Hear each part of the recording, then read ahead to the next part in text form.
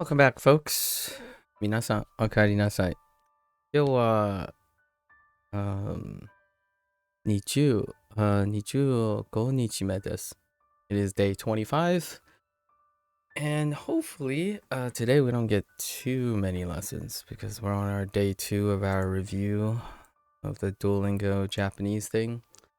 Originally, I was going to aim at 16, but I think 15, well, we'll see.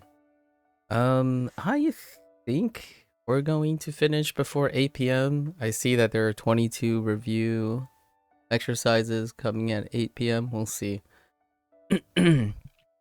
So yesterday, I could have sworn this said 0 lessons, but now you got 2 lessons. So it looks like maybe vocabulary is on a different timer. It's kind of hard to know. I kind of like it that it's somewhat hard to know, largely because it also means I don't understand how it works still, which means that I get something to work. But we're gonna be diligent today. The error I made yesterday, well, uchi, right, uchi. So uchi, we added my house, right? My house has cheeses, right? Instead of oh geez, which is the oh cheese. I mean oh cheese. So uchi. Ooh, cheese was the mnemonic. I think we're gonna get more lessons today. Yeah, definitely more lessons today. Let's hop into our lessons first. A big machine counter. Oh wait, we knew this. That was inevitable. Right, since this is a counter, I guess it's still die. Right? Unless somehow my die from Duolingo is different. Don't know. The counter is used for a kind of machine or device, usually a fairly large one. No, nothing. So nothing itty bitty. Cars are a good example of this, but it can also be used for things like computers, which were once the size of rooms, but now are. That's a great point. Things have changed in size over the years. Huh. Intriguing. Yeah, die. Die. Die. So we know what we know. I don't see fit. What did I use for fit? Oh, Heidi. Haidu. Or yes. And share. What did I use for share? Oh, share. Share. Yeah, share. Okay. All right, and then we have letter. Okay, that was something we were missing yesterday from yesterday. Roof and a child. Ji, probably Ji. Closest thing to Z. What level am I on? I'm on level 3. Let's see. So the roof child stands upon the roof, holding up a single letter, a single character. Okay, a single symbol for the world to see. More people can see this character since the kid is on the roof. That's a fair point. Yep. Which stands for Jesus. Okay, I suppose. The kids want everyone to see this letter and symbol, yeah. Imagine a kid holding up the letter, yelling at everyone who passes that the J stands for Jesus, and yes, this kid just loves the Big Lebowski. Alright. Ko got me. Yes. That Jesus. The Jesus. Yes. Good ref. Timeless. Maybe not so timeless reference anymore. Maybe not so timeless. Let's see. So maybe Meiji? No. Myo. Oh. Myoji. Interesting. Doji. Wait, actually. No, that's considered on. Oh, that's interesting. It's probably because maybe this is a counter. Hmm. And right, futo, and ji, futoji. Okay. All right. Yeah. Okay.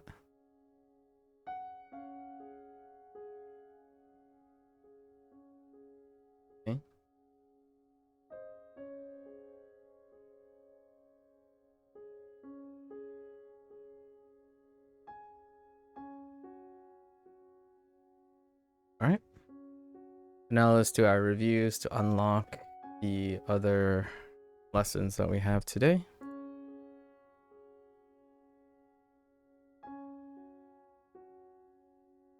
Wait. We had the kanji for. Oh yeah, we did. Excuse me.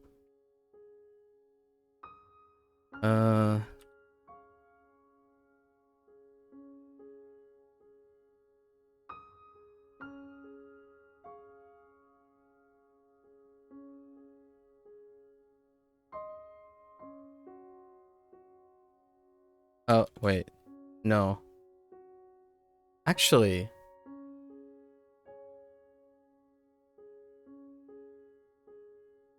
I think they just went straight into it, right? No, they didn't. Oh, that's right.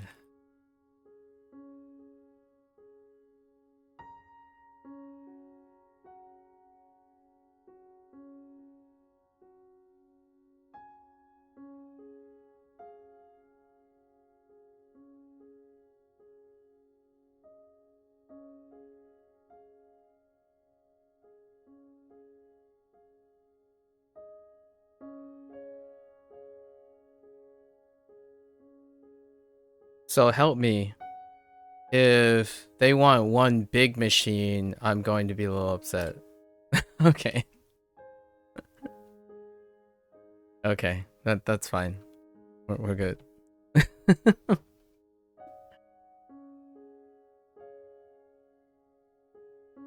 Okay.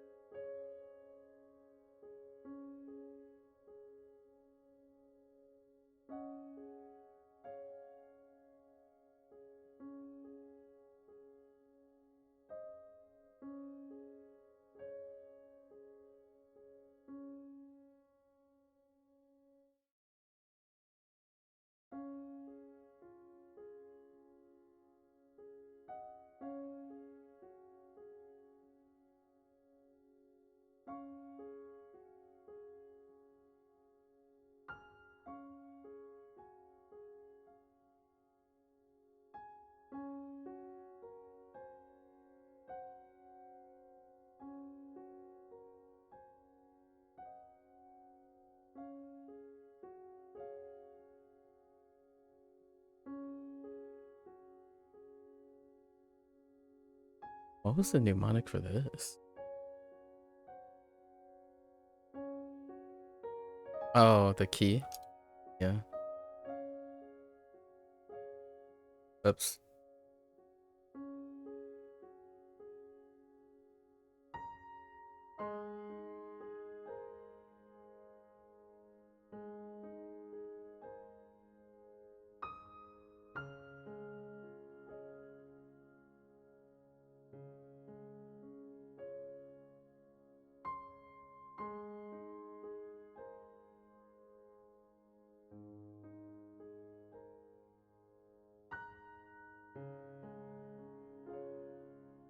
Uh,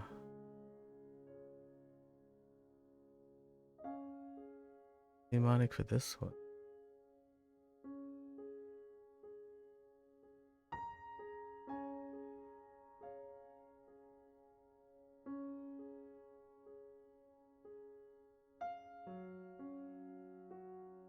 Let's write this one down. Not a memorable mnemonic.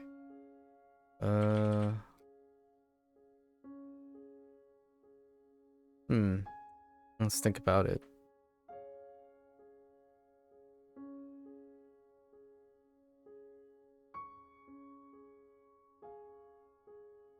Yeah, it's something to do with...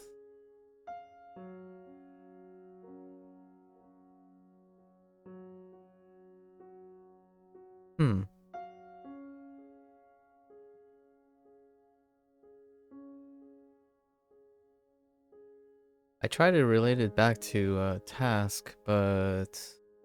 Oh, your task is to... Oh, yogurt. Your task is to eat yogurt. Jeez. I don't know about that.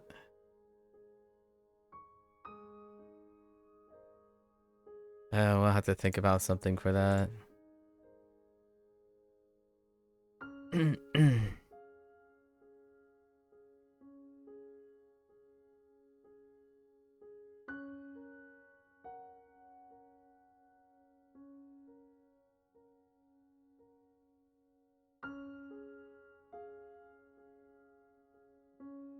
I wonder how many things they accept.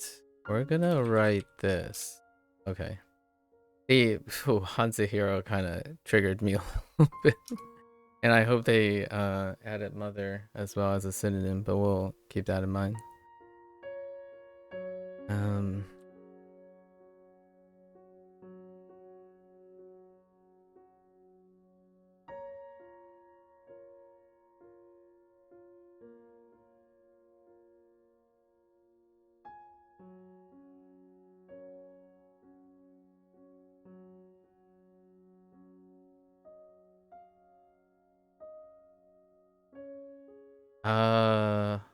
Huh.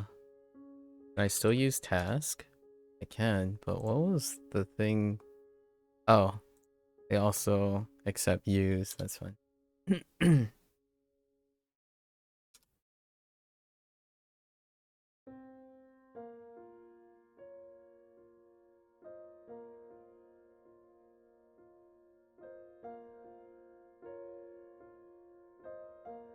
Wait, what was the mnemonic for ushi?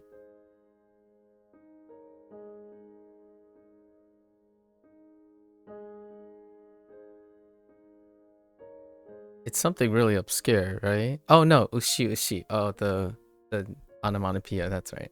That didn't take too long. That's fine.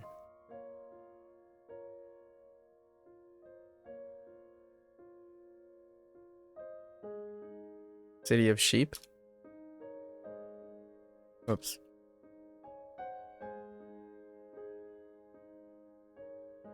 I think this was a pass.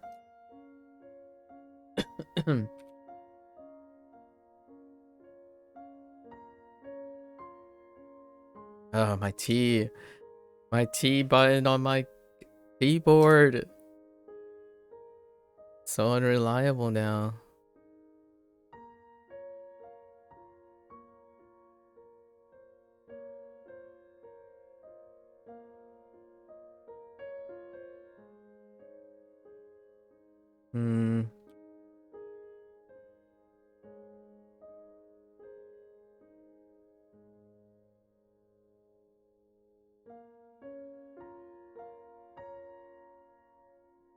Wait. Yeah, it's fine. This is red. So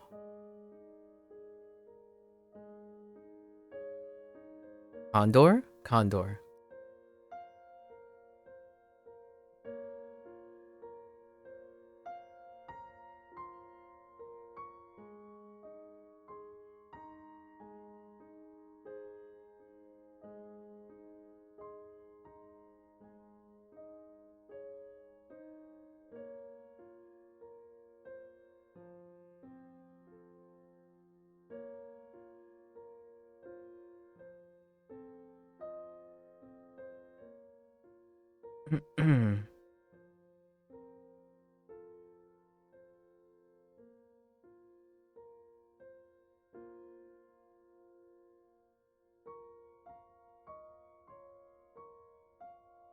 Alright, is the dual review prep coming along nicely? It did. We reached our goal for the first day. Today, why do I keep typing oil instead of old? That's the 4th time I've done it.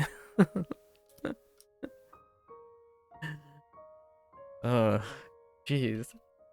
Like my instinct whenever I'm like, oh, okay, I'm gonna spell old and it comes out oil. No, there's no overlap with Chinese or Japanese. There's no reason I should be typing oil instead of old. Huh. Kind of funny. It's a weird thing.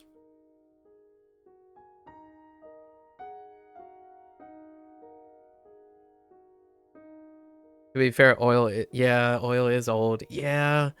I'm trying to figure out if it's like, is it some like residual association that I don't understand? I did it like, what was it? Maybe 2 or 3 days ago. I typed oil twice.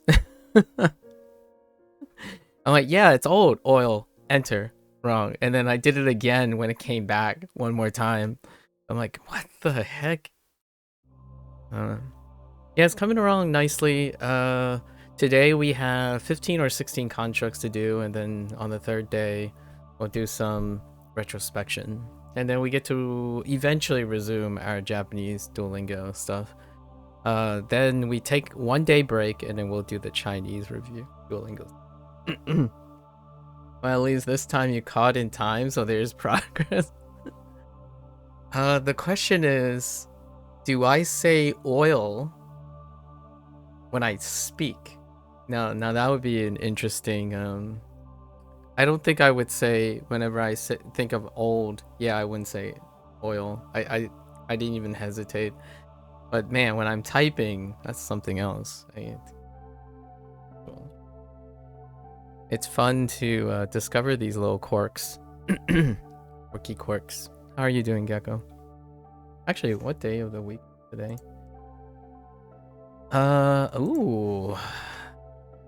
You're going into Saturday.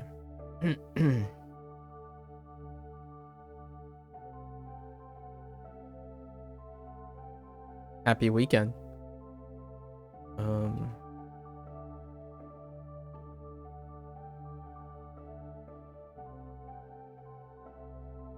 Wait. Did they go straight into... Yeah, they think...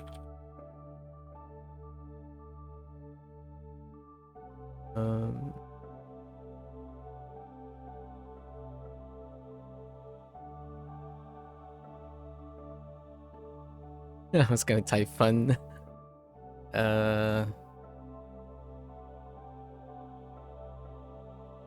What's this one? What's the mnemonic for this one?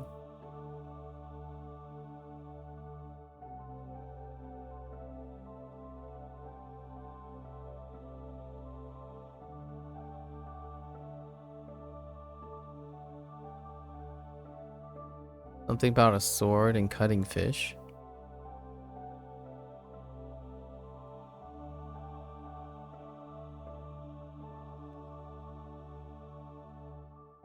Oh, to cut the fins into neat parts. It's time to cut something else. Buns. Oh, this one is like, this one's like, that's a convergence. You're doing good. Yes, weekend coming up. Although you're always a little tired on Friday nights after a week of work, that's understandable. Chill. What do you do to what do you do on Friday evenings?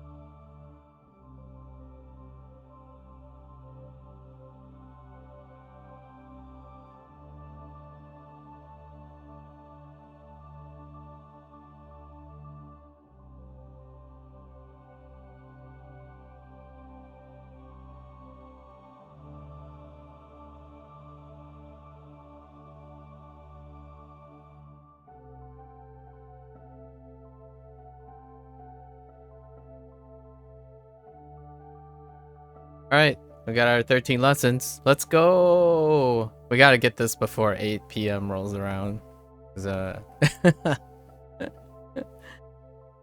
don't usually go out on Friday evenings because you have a pretty low energy, so chill evening with the family, then unwind with some anime, and finally with me. Oh, I feel so privileged. That's a very embarrassingly humble statement right there. I appreciate your company most of the time. Most of the time, I'm kidding. It's always nice to hear a familiar or see a familiar name, right? Anime, what are you currently watching? I'm actually near the tail end of Vinland Saga 2. And then I'll probably watch that Orb show, as well as the one show that Blair suggested with the feudal Chinese theme. But I am episode 17 in Vinland Saga 2.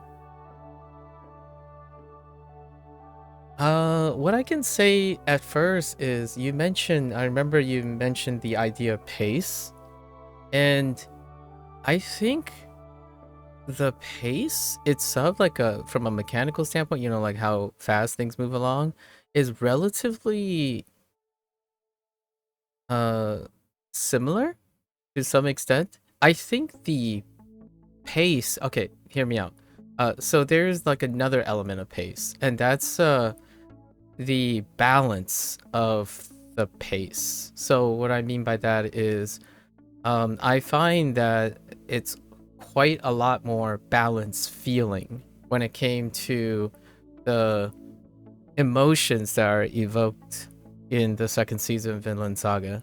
So while the pace was super intimate in season 1, right? Like it's super narrow, so you're constantly on the melodrama train, like super intimate, kind of like a Star Wars feeling. And then suddenly it gets pulled back a little in season 2 due to the interweb, even punctuated short story, kind of like a Cowboy Bebop thing going, but Cowboy Bebop is far more episodic. But there are punctuated here and there like lenses to the changing times that isn't intimately involved in like concerning yourself with the pace of a single character. There are punctuated things in season 1, however they overall is really tight, like the pacing is really tight towards one character. And then the Vinland Saga season 2 has this like hopes spattered here and there. There's a bit of like dynamics. The dynamics make things like it didn't feel like you're getting slammed into the ground and you get slammed into the ground some more and more and more. Like season 1 just felt like you're off of like emotionally, not necessarily like the if it's good or a bad thing, but emotionally you're just getting slammed into the ground as hard as possible, right? It rarely is there a level of reprieve or something to create contrast. Unlike a shonen, right? Like when people approach season 1 of Vinland Saga, they're like, oh yeah, you know, there's action scenes. Oh, he's gonna go through his training montage, and then, you know, like a good old shonen jump series, he's gonna come back, he's gonna defy No, it didn't happen. Sorry, spoilers for season 1, but you don't get the reprieve.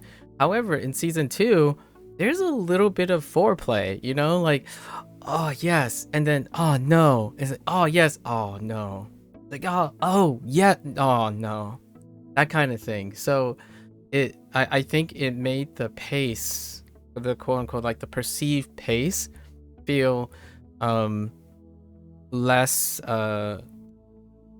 one-sided, and I think that's what, in my opinion, if I were to try to empathize as much as I can with the pace comment, the show flows and ebbs and flows. It feels the season 2's like source material, it's ebbing and flowing in a way that doesn't linger and like hit too hard one-sided. And also I absolutely love surrealistic portrayal of like suffering and whatnot. Not love in the sense that I love to see people experience it, but like the presentation. Animation lends really well to surrealism. So I absolutely was floored by how deep or much more metaphorical visually that they went with Thorfinn's representation of the conflicts in his mind. But in terms of character development, S1 is pretty stagnant on purpose as it opens present as a problem. Yeah. Well, I don't think the character development was stagnant at all, actually. However, that might be a different interpretation. The character strikes me as like a guts, like if you watch Berserk, right? Berserk. It's a I guess I don't want to say stagnant is meaning it's one-dimensional, as opposed to stagnant as in it doesn't change in dynamics. Like that person is plunging into oblivion, right? Pretty much all the characters tend to spiral into oblivion, but it's one-directional. So it's like stagnant in the sense that it always feels one-dimensional, which has its like different contrasts. So in that case, season 1 and season 2 are incomparable, largely due to the intended purpose, right? Hello there, Cozy. Hello.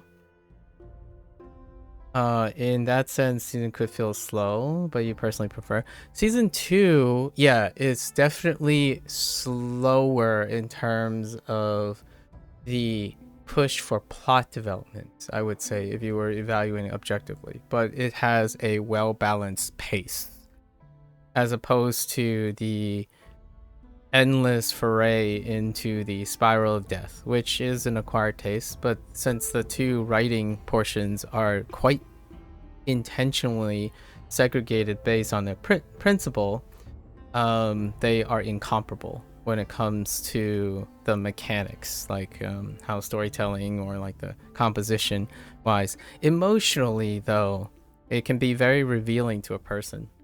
I like my shows that go through transitional periods, as opposed to a story that is consistent from beginning to end. Steins Gate is by far very, very much, now that I've seen a large majority, right? I have 4 episodes left.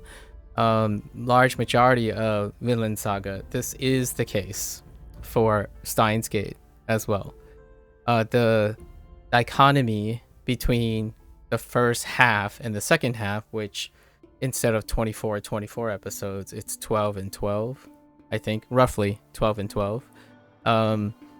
That's what it does. It slowly builds in its intent in one direction, and then it ends up going in an entirely different direction for the second half.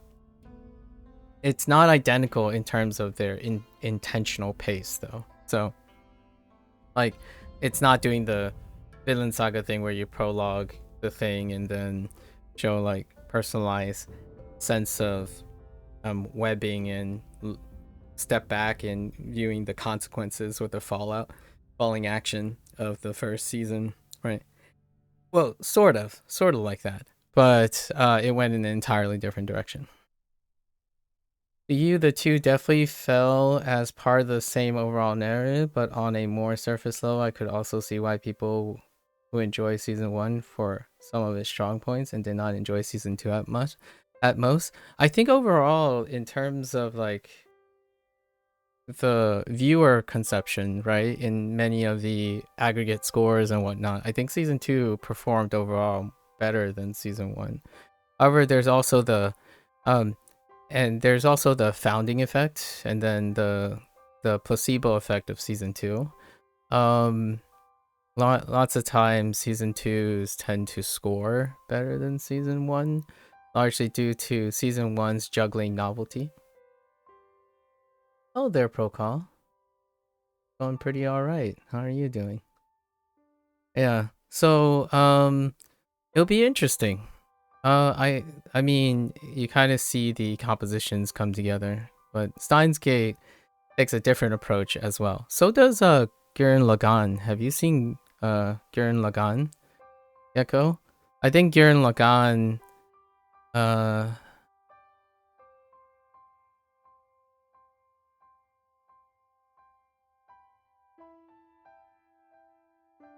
oh, that's related to a different show. That's more like an Attack on Titan thing.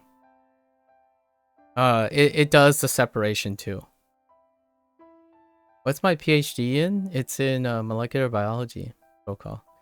Gurren Lagann also separates into 2 seasons, and it does a pace change as well. I really enjoy pace change shows like Dynamics. I absolutely love being taken for a ride as opposed to what's a characteristic. Slice of life shows tend to be very consistent. I watch slice of life shows still, though. Like what I mean is I appreciate them for the things they are. But slice of life shows or episodic shows, they tend to be very consistent within each episode. So then it's the like a rigmarole while trying to support a overarching thing. Star Trek would be a great example of that. With the exception of Deep Space Nine, which is the second third titular series, but I quite like it. Oh, and I joined your stream before, but it was just for the end. Oh yeah. What do I do on stream? Oh yeah, that's right. We did talk about this. I specifically I play video games and language learn. That's pretty much it. And most of the time I talk about learning things. So when you talk about try to make things relevant to deep learning. So here I'm talking with Gecko on the YouTube side of things. We have these regular discussions in the evening about some observations we make. So oftentimes it starts with something fairly innocuous, like the word part, and then it could go spiral into like an hour of talking about the significance of part and how it relates to language learning or something like that. But largely we play video games from the aspect of understanding, using critical thinking and problem solving in most of the things we do. Nice. You're currently studying AI and data science. Do you have any interest in any thing like that? What games do I play? AI and data science. So I'm no longer working in science, in molecular biology, but I was somewhat of a geneticist with an emphasis on retrovirology, and I did do some bioinformatics back in the day, but it's been over 6 or 7 years since I've touched bioinformatics. However, in terms of AI, I cursorily follow hobby related applications of, I'm gonna put AI in quotations. I think that's a little bit of a misnomer to use artificial intelligence, but like pattern models, right? Pattern models. And then in terms of data science, my closest thing is probably something like light R use or Python, something that deals with bootstrapping and looping through large data sets like mutational data sets or high throughput sequencing data. Have you gotten into coding at all? I know Python mostly. Python is my default. What games do I play? Well, the game we're going to play this coming month in February, right, is going to be the new Like a Dragon game. Like a Dragon Pirate Yakuza. The reason I spent one of the last like motivational or practical use of my language learning from last year is the conclusion of Like a Dragon 8 or Infinite Wealth. And this is my like yearly thing. So now February, our next game is going to be Like a Dragon Yakuza Pirates. However, I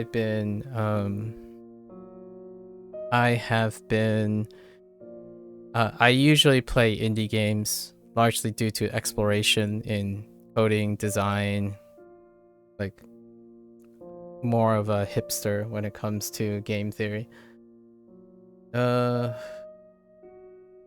You've been watching a lot of the newish anime of the season as they come out in many different styles and can usually enjoy them all for what they are. That's fair. I'm not sure what that last statement means, enjoy them for what they are. That would kind of suggest to me that it's like kind of a compromise, a compromising comment, like, oh, you know, they are what they are because they're new and trendy. I'm not sure if I captured that sentence. What languages am I fluent in? Um Here's a hot take, pro call. I don't think I'm fluent in any language. However, the closest thing to fluency would probably be English. So I would say just English for the most part. I think the word fluent needs to be qualified by a set of conditions, right? So maybe I can evoke and tickle your AI and data science situation. We would need to establish some conditions to qualify what fluency is. For me, if I were to spin this around and turn the table, for me, fluency is the active or frequency of use of the language in your everyday life. So if that fluency is equated to how often you utilize a language and think of its context, then I would say 3 languages. And that would probably be Mandarin, Fujianese, and English. Have I watched a new season of Solo Leveling? I have not yet. I am getting around to that. Yeah, the season 2. I thought it hasn't concluded yet, has it? Oh, I think it might have been. Has it concluded yet? I usually wait until the season has aired. I'm not entirely sure if it has concluded yet. Right now, I'm at the tail end of Vinland Saga 2. And before that, I watched the final season, the 3-part final season of Attack on Titan. No, it finishes in March. Is a solo release? Yeah, so that's pretty much why I haven't watched the new season of Solo Leveling. Ongoing series I don't typically watch at the moment. I mean more that they don't bring all the same sort of emotions or style of enjoyment by design, I say. That's exactly what I mean, Gecko. That's what I figured. When you say you enjoy them for what they are, and that means you're looking for the same set of emotions or style of enjoyment by design, which is your personal preference. And as opposed to, here's my take. I would probably say the same thing. I would say, and I can usually enjoy them for what they are, but it would be in an entirely different sentiment. As in, they aren't expected to find the same set of emotions or style of enjoyment. In fact, they are new style and new set of emotions that I enjoy, as opposed to framing them in the same as in whatever previous expectations were, right? So I wanted to clarify that because you've already shared a lot of things for preference for originality and source material, which tends to elicit a person with a personality for preference of first exposure, right? Or normalized exposure. I typically gravitate towards new things a lot of times because the emotions are different and the style of enjoyment is different as an opposite of something that I would seek something of same sets and style, right? Bring all the same. I watch new things for the sake of not bringing all the same set of emotions or styles. Kind of a hipster approach. Yeah. Anyways, yeah. Like I would. What I mean is, I would say the same words, but then those words would have the opposite. It would legitimately mean the opposite. I enjoy new shows for what they are, as well. Only they elicit not the same set of emotions or style of enjoyment.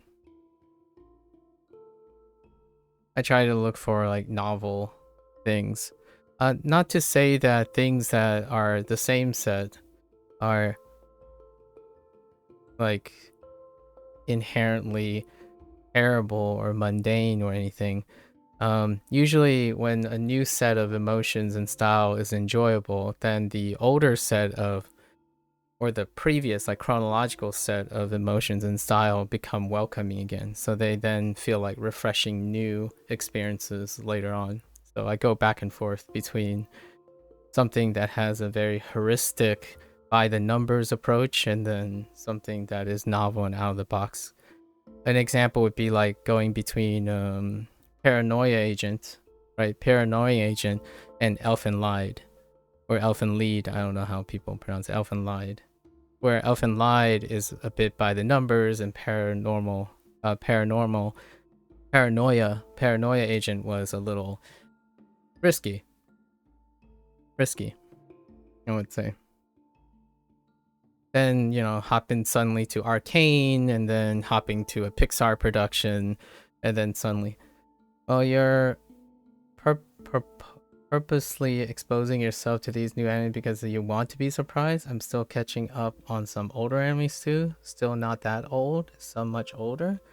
Yeah, and I don't and again, I want to emphasize that it has rarely deal with the idea that something is old and new, because emotions and style are timeless, right? So watching a Miyazaki film can feel like new even if it's literally old. We're talking about the figurative nature of, or I'm referring to and emphasizing the figurative nature of the motion and style of enjoyment, not necessarily what is old or new literally, but figuratively. So if I watch Miyazaki now, it will feel like new because it's been a while.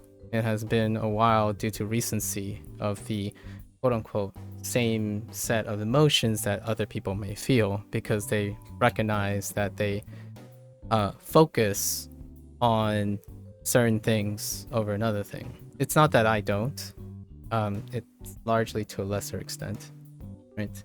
And yeah, so for the purpose of exposing yourself to new anime, yeah, because you want to be surprised. That's fair. I can empathize with that part.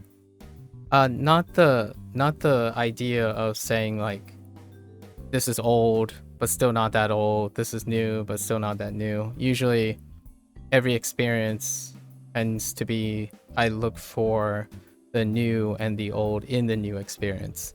So like if I watch a Hitchcock film because someone likes Hitchcock film tomorrow, it'll be a new experience, regardless if it's old or not. As in Hitchcock is very old, literally old. So I don't usually focus on that.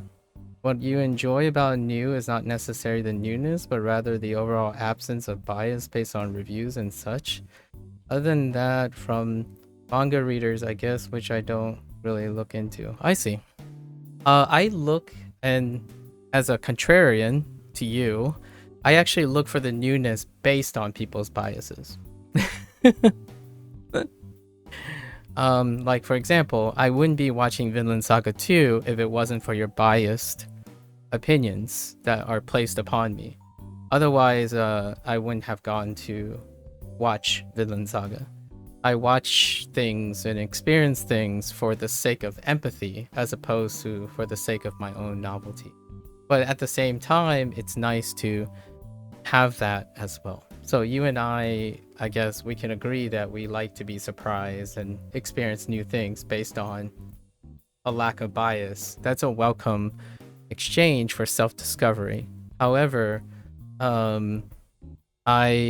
most of the stuff that I do is specifically based on the bias of reviews and such. So I wouldn't be watching Vinland Saga if I didn't understand your biased opinions, right? Because opinions are biased by the person. So I go in looking for these things. So I was watching Vinland Saga season 1 and 2 for the sake of this discussion, right? The thing that sparked this discussion. I love watching to get to know people who watch these things and contrast it with the people that write those things. Period pieces. You've decided some manga that not change in anime? Vagabond? Are you talking about like comparing the manga with the anime? it's quite a leap between the manga. I really liked Vagabond. I didn't read all of it, and I'm not current on Vagabond when it comes to the manga, but I quite like that guy. He's kind of like doing his thing like the late who was the author of Berserk? Yeah, the late mangaka of Berserk. There was another one, the Immortal Blade, Spirit of the Immortal Blade, or something like that. That one went for long. Blade of the Immortal. Yeah, Blade of the Immortal as well. Very, very long manga, incredibly consistent. I don't know if it's still going. After a while, I stopped reading. You enjoy the present? I see. And then Yotsubato, I'm not familiar with that one. I've heard that name before. Yeah, you like both. In terms of older stuff, which I'm currently watching based on reviews and therefore have biased expectations. Jujutsu Kaisen. I watched Jujutsu Kaisen season 2. Someone mentioned it maybe like 3 months ago, so I watched that. ReZero, I haven't watched the... Is it called season 2 or was it season 3? I guess it's still called season 2. Yeah, so I haven't seen that yet. Not a lot of takers. Made in Abyss was a personal choice, so I did watch Made in Abyss as a personal choice. I did not watch season 3 though. And when I mean season 3, I mean season like... I guess it's technically season 2 of the show, but there was a movie, right? And then Monster was a personal choice. This is before the internet, like the whole streaming thing and interacting with people live. So most of the choices before a certain time were personal choices. Monster was way back. Oof, like far back. I was still a youngin who was more concerned about the self and personal preferences. Not that that's a bad thing or anything.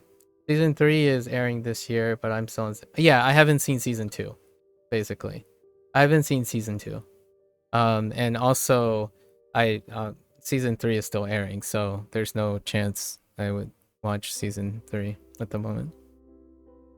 Currently we're I think Orb is concluding, right? If Orb concludes by the time I finish, I'll probably watch Orb.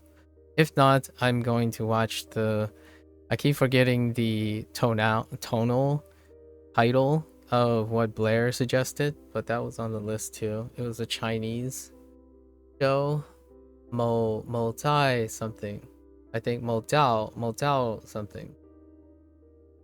I don't remember. Plenty of things to watch now. Now that I've come across people who are much more invested, I would say. I am often convinced when people reveal their biases and expectations, as opposed to making personal decisions. I think it's less interesting when I don't try to get out of my head, right? So oftentimes I do have a lot of personal preferences, and that's how I answer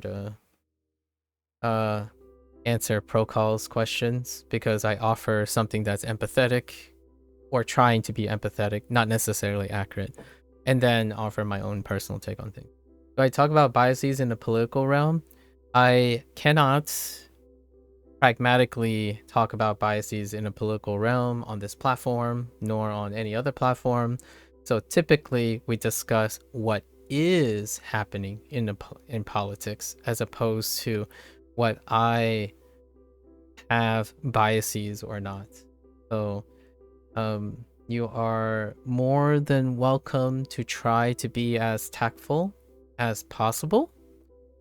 However, as a form of public speech, typically I do not engage in biased political discussions. Is that a personal thing or Twitch? It's a compromise for all of the above. So it's not or, it's and or all of the above. So as a compromise for most things, I'm able to engage and talk about things that represent many sides of political and religion and spiritualism, but not take a particular side, because that would be, again, and that's more of a personal thing as well, because I personally do not have that strong of a preference either way. Typically, it's about empathy, compromise, and discussion. We're not making debates or arguments here. If it turns out that it sounds like a debate or an argument, that is not my intent. So in politics, you only talk about facts rather than opinions? No, I talk about the fact that there are opinions. Facts and opinions, most things in a political realm are not facts. They are opinions. Much like your in suggestion that there are facts, that people only talk about facts or are only capable of talking about facts. Facts provide the platform for opinions, right? I think 99.9% of people's comments are based on facts, but they are opinions. So we often interpret facts in order to present opinions. Like the deduction that it could be a personal thing or a Twitch TOS. There is Twitch TOS, that's a fact. And I do have personal things, that is a fact. The question itself is asking for an opinion. I believe there are 17 episodes of Orb available out of 25. Oh, so not quite. Okay, so we'll probably watch something else. Yeah. So you are definitely more, you're open to talking about other opinions that exist in politics. I think the agreement here is I'm neither for or against the type of opinions you share. Generally, these are the things that I keep myself as a compromise. Sometimes I can acknowledge these things. You've always had the opinion that it is impossible to be unbiased, but that might just be a fact. Yes. So when you think it's impossible to be unbiased, that would be, for me, which still is an opinion, you know, subjectively, it's like a paradox. If you acknowledge that the human condition, the whole part of the human condition is to be human, then yes, it would be impossible. It would create a paradox in its agreement. And that's, I prescribe to that. I like that sentiment, but more in the sake of accepting the condition that being human requires opinions. What is the definition of bias? Being human.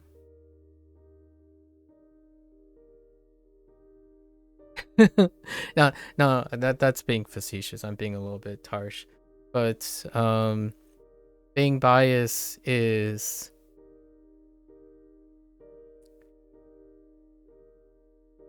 I don't know. It's a loaded question. I think bias is far more felt in the idea of being a person than trying to construe facts that may or may not be attributed to a person. So for example, the sky. The sky exists, right?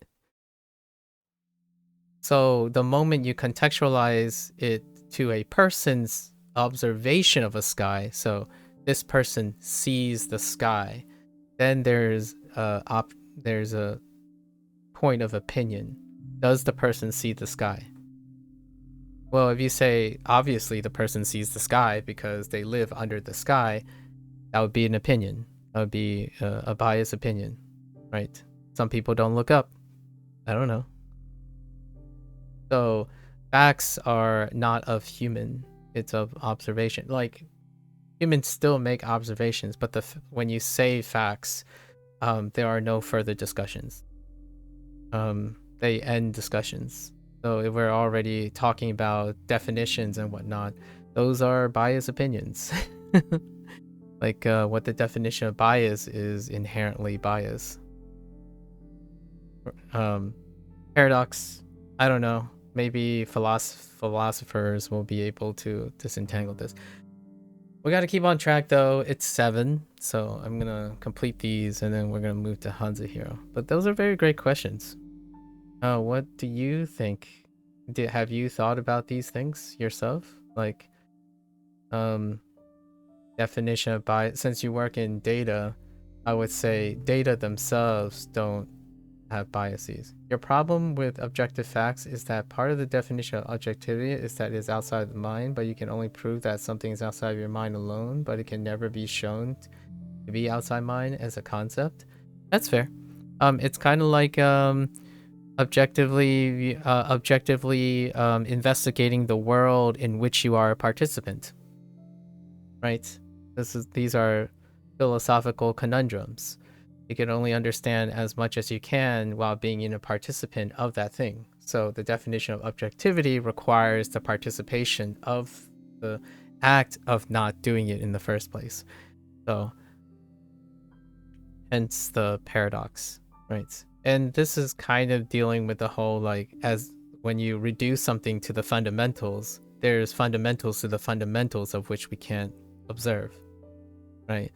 Like, how can we understand objective facts about the physical world we live in if we live in the world we are observing? So the observer can't observe everything if they are the participant in the things they are observing. Yeah, that is definitely one of those weird quirks about working in an objective discipline like the physical sciences, for example. I often wondered that quite a lot when it came to all of the dogma and the stuff that we observe in biology, since I worked in biology.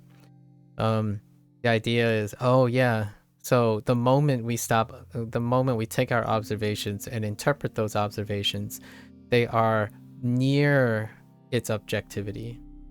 And the more interpretation we do of the observations, the less and less objective it becomes, largely due to interpretation. This is a vast simplification, but somewhat similar to the thing when children just keep asking why. Yes, it's the inexplicable fundamental of the fundamental, like the chicken or the egg question. And yeah, just keep asking why until, yeah, it can be unexplained. Somewhat topical, on this side of the pond, the European Union is implementing the AI Act next month. I read about that, yes. And a new and first set of regulations on the use of, yes. They've been working on that for quite some time. Yeah, I'm looking forward to see how the world, not just, not immediate. I know it's immediate in European Union, but that sets a precedence for policy around the world. And obviously, the United States government has been locked in heavy debates and negotiations for how they enact legislation, like, since the American corporations, right? Meta, Google, Apple, those things, how they're going to handle that type of accessibility as well. Australia enacted something already when it comes to the use of social media. So not the AI Act, but tangentially to that, Australia has already created precedents for regulating interactions with things available via the internet. Right? Did your PhD subject end up in a similar realm to physics? No, it didn't. I worked on closed systems, so largely we manufacture conditions in order to test hypotheses and then challenge them with null hypotheses. So not wide enough to come up with the whole like inherent problem of what is before what, or like to an extent where it's like theoretical physics. We studied something, we tried to interpret it, and that's where it ended. I guess. I studied retroviral life cycles. So using like particular modeled retroviruses as examples to study. Like, we study what happens when a retrovirus enters a system, like a specific retrovirus enters the host, and what its relationship was. So the vast majority of it was observational science. You induce some sort of conditional change and observe and detail the observation as much as possible, and then offer a interpretation or potential extrapolation of its application, right? Like, oh, this led to this followed by this, so therefore if we manipulate this, perhaps it will disrupt the situation. Most of my thesis was based on observational stuff, so we try to mirror a condition in a more controlled environment and then observe what happened. Rarely did I got to a step where I'm like, oh, this explains all of these things, and this explains that, and this explains this. It didn't get that far. The biological sciences tend to be still far more observational than it is application, or like manipulation, or some grand dogma or something. Well, from what you understand from the outside, the most recent political climate in the US is not really going in the direction of heavy regulation for tech corporations. I would say conservatively, that would be likely what's going to happen for the next 4 years. Likely. However, in terms of heavy regulation for like tech corporations, in terms of its like ability to operate, now this isn't regarding the tech corporation specifically. This is regarding people's accessibility to the tech companies. So the tech companies may still be operating on its whatever. It may have like not as high regulations on what it can do, but the people might not. So the consumers might have stopgaps and barriers. It wouldn't necessarily affect directly restrict the operation of tech companies, but because of the consequences of what the consumer, the population's accessibility or requirements or safety, the tech companies might change its operations in response to that. So a lot of the current political climate around the US is concerning the health of the consumers, not necessarily the health or operation of the tech companies. And it can possibly hurt, quote unquote, or cost the tech companies certain things, but it's largely due to the welfare. The dialogue is talking about the welfare of the consumer, as opposed to like the dialogues that I've been following regarding like Meta and whatnot. They're more concerned about how it's inadvertently like being a talking point on the consumer. So in a way, we'll see what happens there too. A farmer wanted to increase milk production in his cow farm, and he went to a physicist for advice. The physicist says, "Let me consider a spherical cow in a vacuum, emanating milk uniformly in all directions." That's such a great... Oh, that's a really funny... Is that one of yours? Is that an original? I think that's really funny. There has been people talking about the ethical problems of AI, specifically the current AI. I don't want to call it general AI. Okay, general AI for decades, but still now there's a much bigger drive for development rather than carefully considering the ethics, which runs the risk of hitting a major... Yes, so here's my thing, right? I like talking about the human condition, Procol. So what if the human condition is when something is novel, and it's like a leap in accessibility or convenience due to the idea of the internet, in my opinion, since we live in an unprecedented age of the internet. The internet amplifies the interest, right? The internet has amplified the interest, and largely the interest, because of this amplification, it hasn't gotten to a point where the cycle has repeated so much that it has become, it has created a global self-awareness that the human condition does not adapt to the amplification that's happening with how fast information is moving. So when we think about like, why not general AI of before, right? What happened before? Well, accessibility and has to reach a fever pitch, right? There has to be a critical rate in which it speeds past.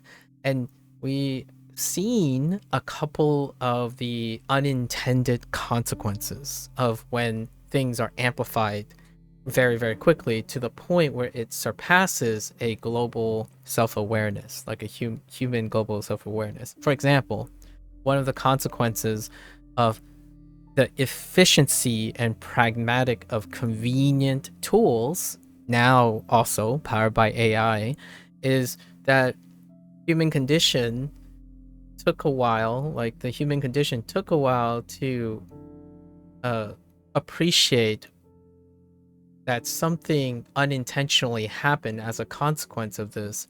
Now, when it has gone past a certain point, right? So all this awareness is coming back and catching up. However, it seems like things are going even faster as it's going. So caution is slowly not being specifically tossed to the wind, you know, the figurative tossing caution to the wind.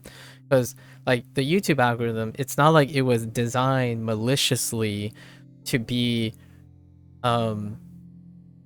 conditioning a whole generation of people based on confirmation bias, for example. Like the algorithm itself was designed in a way to be efficient, and very efficient at that. So efficient that it has unforeseen consequences without the context of the human condition. So for example, a bunch of kids, we have lots of kids now, and this meta-analysis has been collecting, this longitudinal data has been collecting almost undisputably at this point, again, still subject to interpretation, to the point where there are kids who have spent the last 7 years now into their adolescence, and their entire functionality, like the classical functionality, is underdeveloped. They are deficient, but temporarily. The nice thing, the silver lining in all of these meta-analyses is that it's not permanent. It's tentative. It's a temporary state.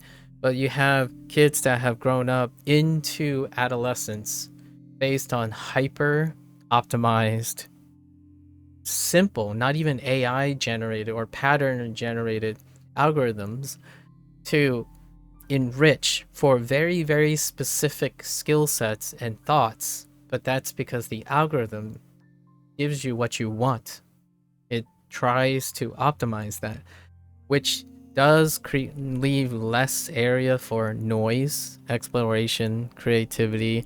So naturally, when it comes to standardizing this with the old, like me, I'm like an old fart. I predate the internet or any remarkably high efficient intellectual tool, right? I still think very slowly. Like I would say, if a 14-year-old comes by me and talks about things as I do, why haven't you learned Japanese yet? You should have learned Japanese in the last 6 months. Like it takes 6 months. That's what I've been told. Like all you do is sit there and hyper consume Japanese content and you're good to go. And that is fallen on deaf ears from someone of my experience, largely due to the nature that I didn't grow up with hyper focused, hyper efficient tools. And that creates like this really sense of, so how long does self-awareness takes to accumulate before it reaches a critical mass where maybe certain functionalities for humans are still necessary or required for sufficient stimulation. And with these models going forward, like AI and stuff, it's going to remove even more necessary functions for humans. That's a really good question. I've often wondered that, and I talk about these things in the context of learning. Like I'm learning Japanese, right? A person who understands mechanical advantage and intellectual advantage of technology would argue why are you learning Japanese when we'll have a universal translator in the future and you'll only have to utter words in any language in order to communicate with everyone else? Learning a language is obsolete, right? It will be superseded by advanced technology. And my thought was, as a person to try to elicit the most, preponderous response, I would say, why not? That's it. It ends there. Why not? If that is enough to elicit that person to start asking themselves why not, as opposed to try to objectify the pragmatism of choosing to do something, then that to me is the human condition. I'm trying to provoke that person's curiosity in doing something, not that it is the most pragmatic or objectively most efficient and, I guess, efficient and efficacious form of doing something practical, right? Like, life and the value of life is part of the human condition. It is something nebulous and not objectively defined. When technology can try to objectively define that in some way, I tend to push back because largely it doesn't answer the question. Right? It doesn't give you fulfillment and whatnot, in my opinion. It's something that's being told to you. Do you ever think of the morals of AI? If it gets to a point where we could mimic a brain using artificial neurons, perceptrons? I mean, sure, the morals. I don't not I'm it's something that I don't usually have enough specialty in. However, I do think about it. I do think about it quite a bit. It would be an interesting future experience. The idea of trying to mimic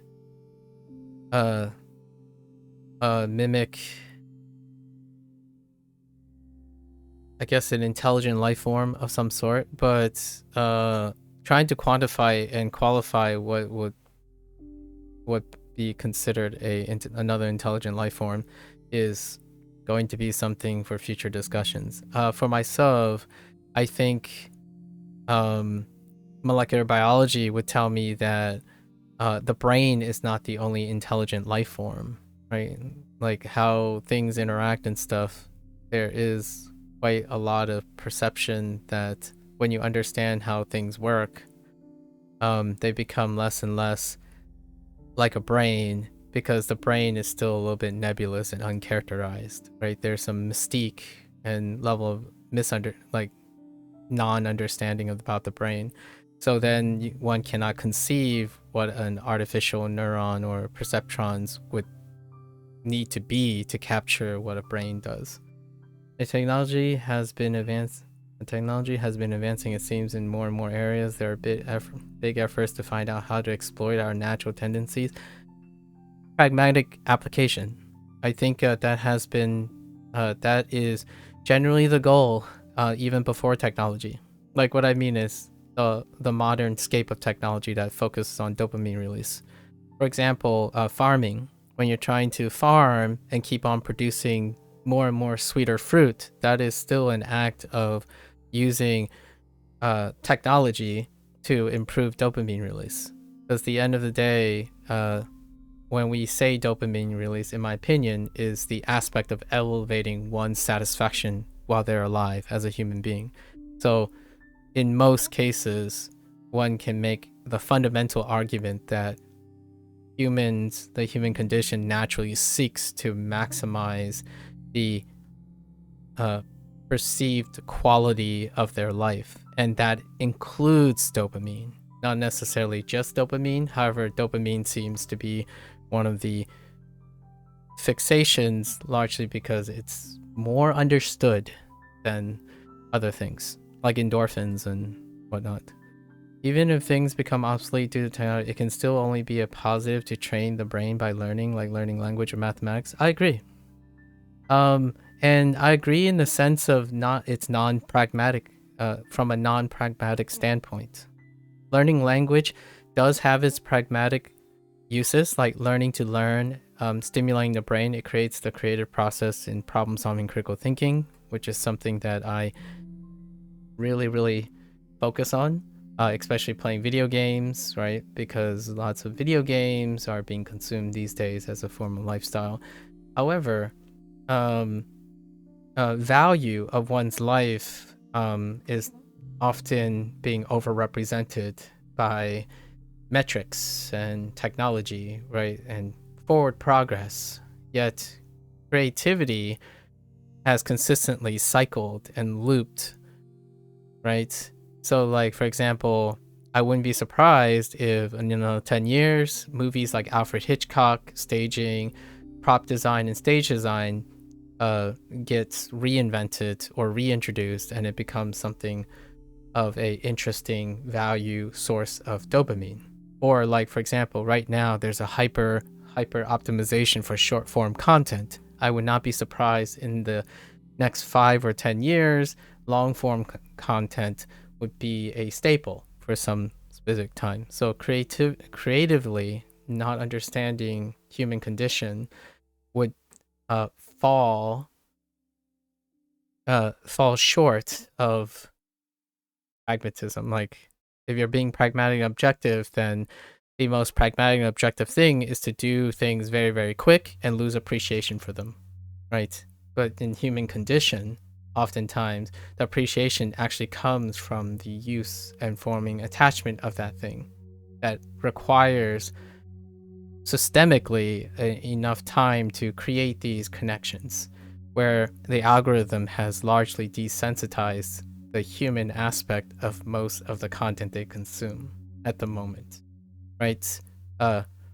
Content creators defined by their content, not the person motivated to make the content, for example. And that's not a conscious decision a lot of times. It's more like a normalization of expectations. So when someone says, hey, what do you know about this person? And they would define their content first, as opposed to what their content would suggest about that person's behavior, right?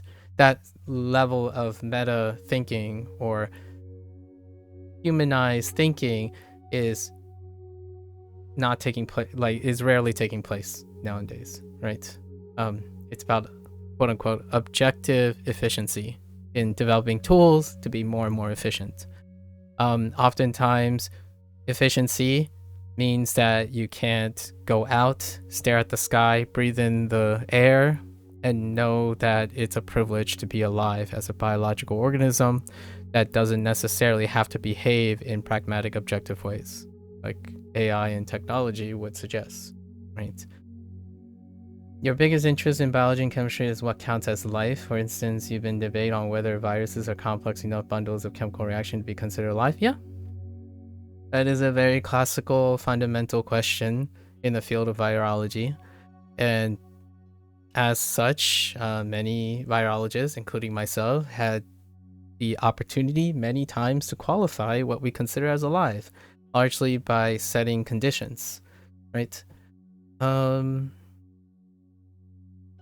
Sometimes you wonder, is our biological brains and society evolved over millennia will really be able to keep up with the speed of technological advances without severe adverse side effects?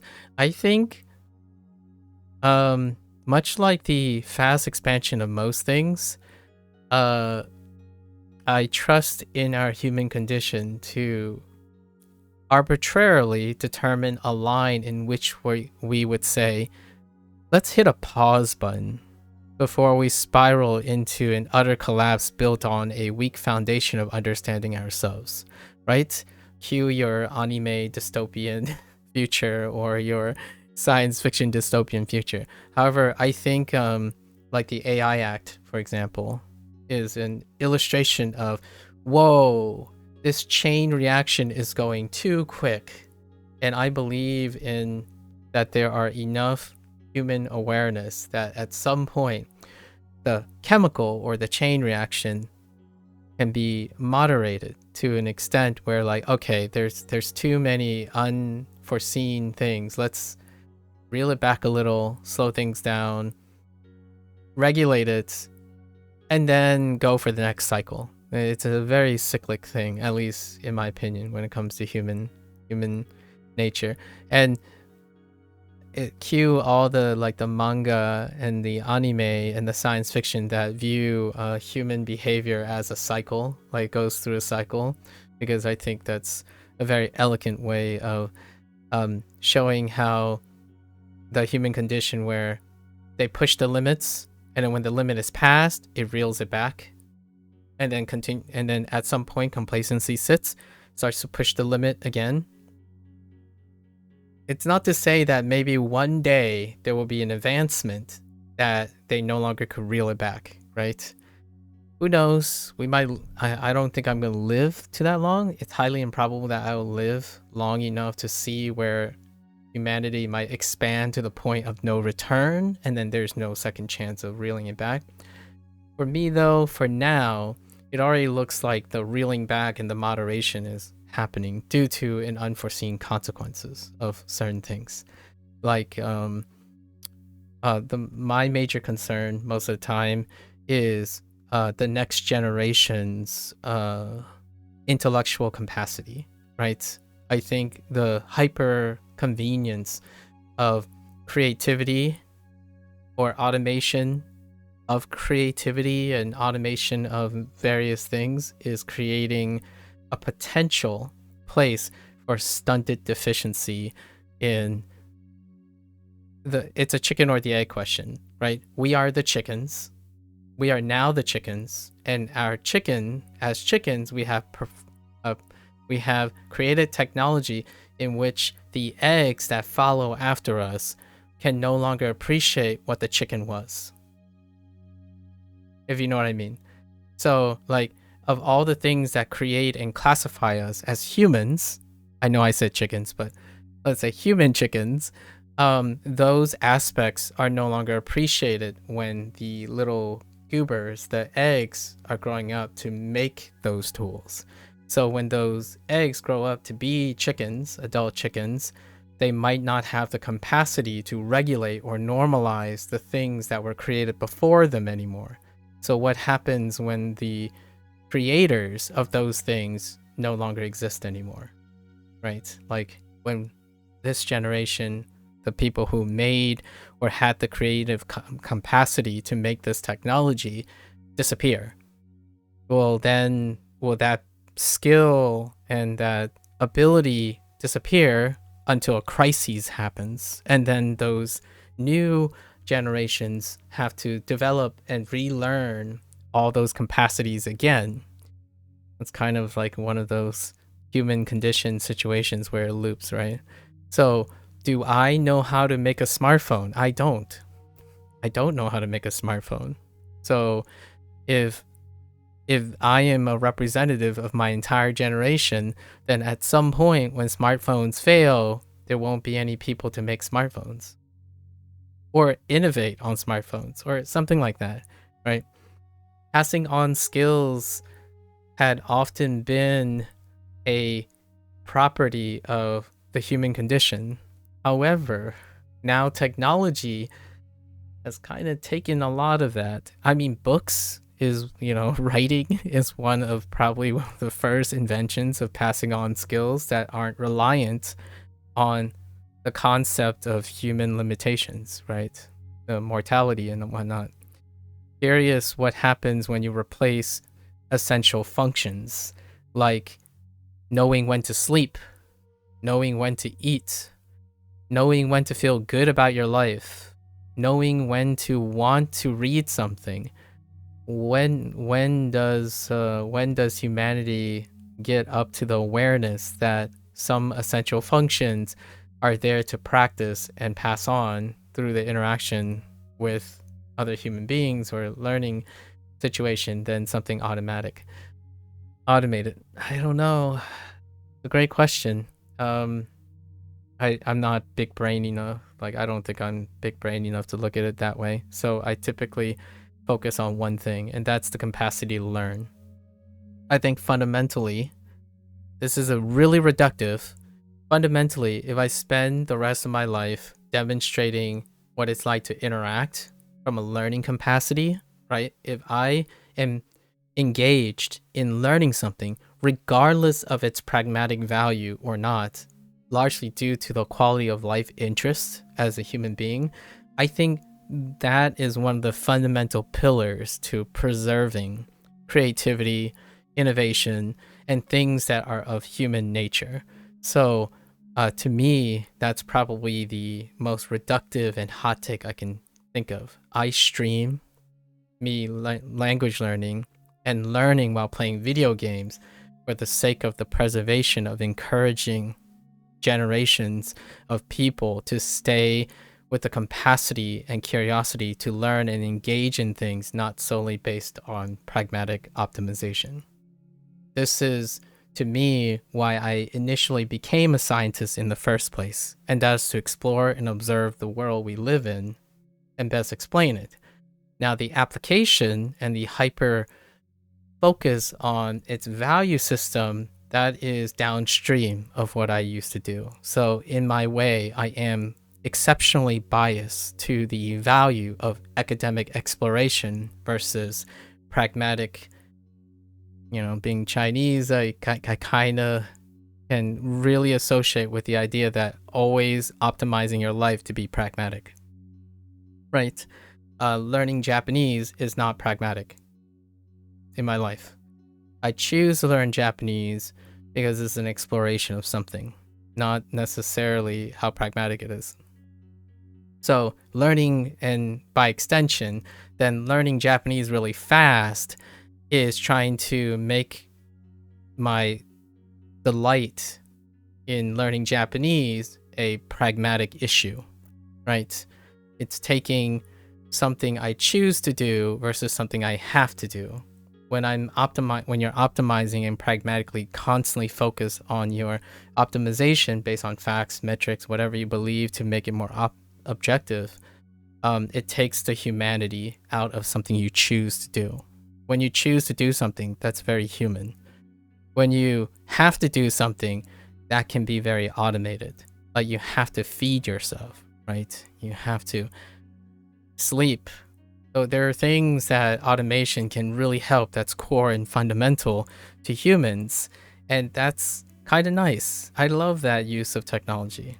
When that technology starts to dictate the things that create your creativity and your freedom of choice, and I'm not talking about like in an Americana way, I'm talking about like creativity, the mind's freedom of choice, the mind's ability to wonder about something that isn't solely for the purpose of optimizing your life pragmatically.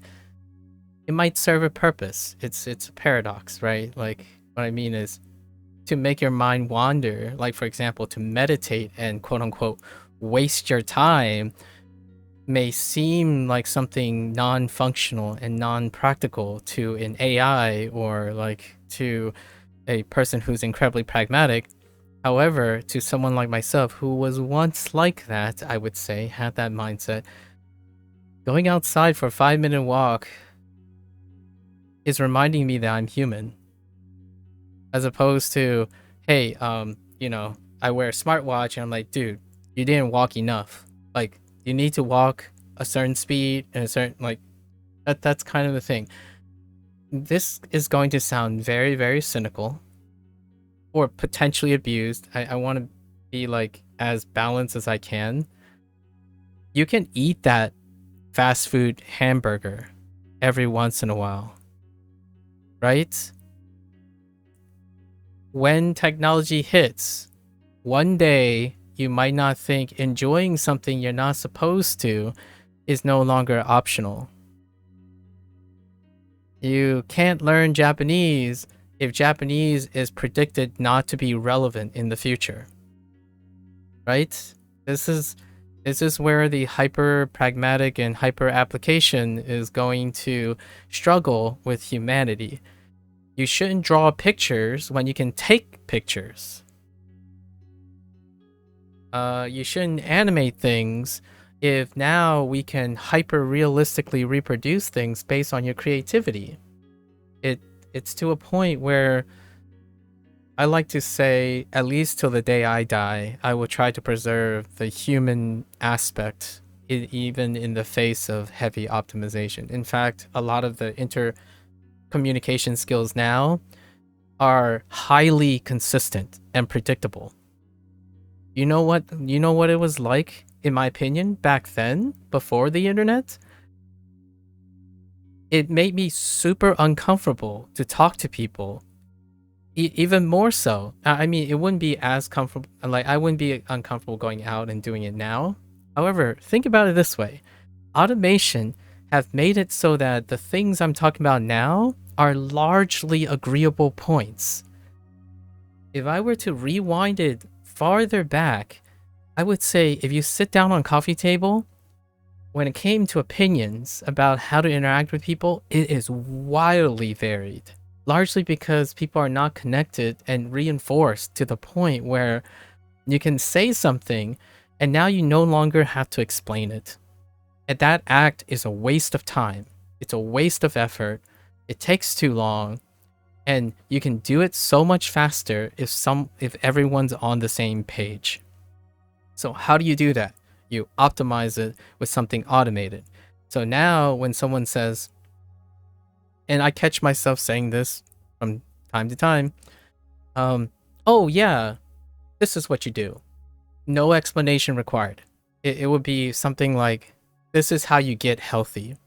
And my first thought is, holy heck, what does that even mean? Are you telling me there's some sort of universal optimized, enriched, algorithm-based hot take on how to get healthy? To me, that sounds absurd. Maybe to someone a lot older, also that sounds absurd, especially when you consider the human aspect of what that means. To people, in my opinion, to a large majority of people who are younger than 18, they probably have an enriched vision of what it means to be healthy physically. And that is now a social norm because of hyper optimization of ideas. So when someone says, oh, you're not funny, I'm like, okay, can you tell me what you consider is funny?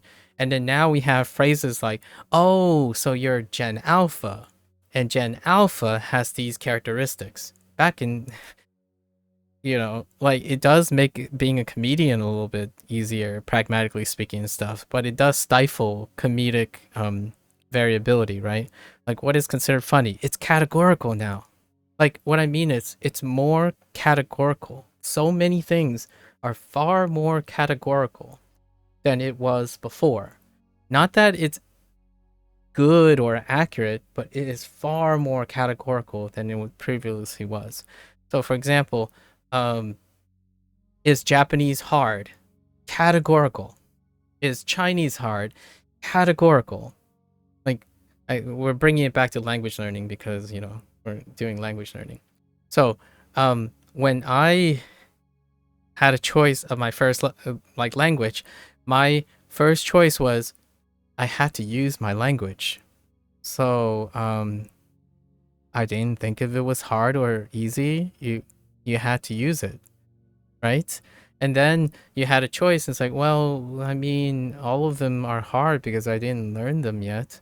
Now it's like, I heard Japanese is hard. That's why I didn't start learning Japanese. And I'm like, how do you know? It's like, well, everyone else knows. Oh, okay. And then like everyone else knows, so therefore you know because everyone else is telling you the same thing. And by everyone else, they mean every algorithm-based thing that's targeting you for your own consensus. So when you type in Google, is Japanese hard to learn? You're going to get your search results in which they mention Japanese and hard in all of the articles. So when you find this association, it becomes true. And when it becomes true, you can categorically make these statements without even processing that they're probably not true. Like, I mean, like, not true in the sense of it is an objective fact. Japanese is not hard, or hard is an opinion, and it's based on human opinion. However, some people are convinced that it is a fact. No. hard and easy aren't facts. Japanese having however many kanji recorded in history right now is a fact. And that was used to determine if it was hard or easy. Japanese has a different pronunciation, he said, than English. That is a fact.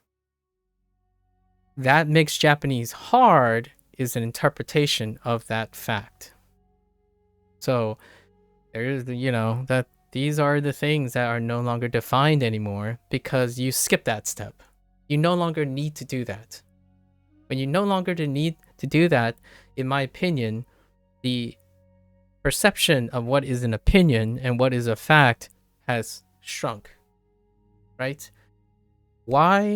How can humans appreciate facts when the facts are gathered for you? Right?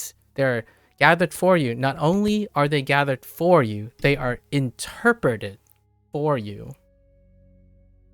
Right? So when someone comes by and say, "Oh yeah, Japanese is really hard, isn't it? Oh, I hear that you speak English. Yeah, you speak American English. So, yes, Japanese is hard, right?" I'm like, "Well, did you ask me if I think Japanese is hard?" A lot of times it would be, "What do you think about Japanese?" That's what I would ask. Like, what is your experience like with Japanese right now? Instead of saying, "Is Japanese hard?" Yes, you're asking a question, but it gives away that you already know that there's an association between Japanese being hard, and also I can probably deduce that this is the association with the idea or even the subconscious perception that I am an English speaker. And as an English speaker, Japanese is hard. And these have become facts. Like, people are like, "Oh yeah, this is a fact because it's based on statistics," and hear me out. I don't know a lot of statistics, but when a statistics has happened, it also leaves a room for people who are outside that. So when someone says, "Oh, it's based on statistics that Japanese is hard," like 95% of English speakers think Japanese is hard. It's like, well, then it's not a fact that I think Japanese is hard, because there's a 5% chance that I don't think Japanese is hard as an English speaker, right? That's how statistics work. Your interpretation of 95% is that it's almost everyone. The fact is it's 95% and 5%. And you have to ask whether Japanese is hard for me or not. And then also ask what percentage of people think Japanese is easy. And also, because humans are irrational, there's a chance that Japanese is both easy and hard. So when you ask a person, "Do you think Japanese is hard?" they're going to say yes. If you ask that same person, "Do you think Japanese is easy?" on a different day, they might say yes as well. So both Japanese is hard and easy at the same time. That is humanity. That is not fact-checking, right? When you consider the human nature of statistics, largely, that's why you don't get 100%. And it's weird. It's funny. I think about this stuff all the time. And I've come to accept that it's something I cope with. It used to be a bad thing, by the way. Oh, this mania that I'm talking about, like, it might sound like I'm rambling quite a bit. It happens a lot. Any form of question asking kind of triggers this, like, series of logical observations. However, in the long run, I think, to me, it's the thing that makes us human. And nowadays, I come to appreciate that I can say a bunch of things and it seems like it's coherent, and I'm happy to find that there are still people on the internet that engage in this type of level of thinking with themselves and with others still, because it has become very alarming for useful purposes and also human disappointment. I'm disappointed that discussions are no longer dynamic. However, I also can appreciate the idea that most conversations are incredibly efficient online now, because of the efficiency of our tools. So when someone says, "Oh yeah, Japan is a super clean place," like, okay, that's it. You don't have to discuss it. You don't have to talk about it or anything, because if that is the prevailing trend on the internet, then it's true by its inherent mere exposure. Whether you think it's true or not, it's reinforced. So whatever's trending becomes ultimately less of an opinion, and yet it becomes more of an opinion. So it's such a paradox. The things that most people pass as facts nowadays are actually, in my opinion, interpretations of existing facts. And I only speak in the areas that I understand. So things like viruses, vaccines, if we're talking about some like politically controversial things like viruses, vaccines, chemical production, antibiotics, maybe some realm of mutagenesis, things like that. Usually, I would say, and it's not everyone, again, because statistics, about 90% of people's comments are based on interpretations of the facts. So they pass on whatever they believe is facts as an interpretation of observations. So for example, like, viruses are bad, guys. Viruses are always bad. I'm like, okay, I can see where you're coming from, and I can see how the internet would make that as an interpretation. And may I share with you how viruses have produced technology that isn't AI, or, the things that you're used to associating that is technology, like not your computer, your circuits, but viruses themselves that are used to generate so many things that you might not consider to be those things. And in fact, they refute the idea that viruses are always bad. So when you say always, it's a recipe for refuting, because largely the facts are unclear. And that's one of the things about observational science. It's non-comprehensive. It's trying to be as comprehensive as possible. However, it's non-comprehensive. So whenever someone talks about facts, rarely is it's always this. A fact is something that's observed. That doesn't mean it's always true. There's a difference between a fact saying something is always true than the fact itself always being true, right? So when you say 95% of English speakers have trouble learning Japanese, that's 95%. The fact is, quote unquote, to the best of their ability, 95% is the rate, 95% is the chance of considering it's hard. And you can kind of say that's a fact. Whether that tells you that the person you're talking to is going to think it's hard or easy, that's not a fact. You have not determined that yet, right? And then the threshold of what is considered a hard language is determined by looking at those facts, which is an interpretation. Do you consider a political party's promise to commit resources to sign efforts when making opinions on that party? Me? I kind of used to. I don't work in the sciences anymore.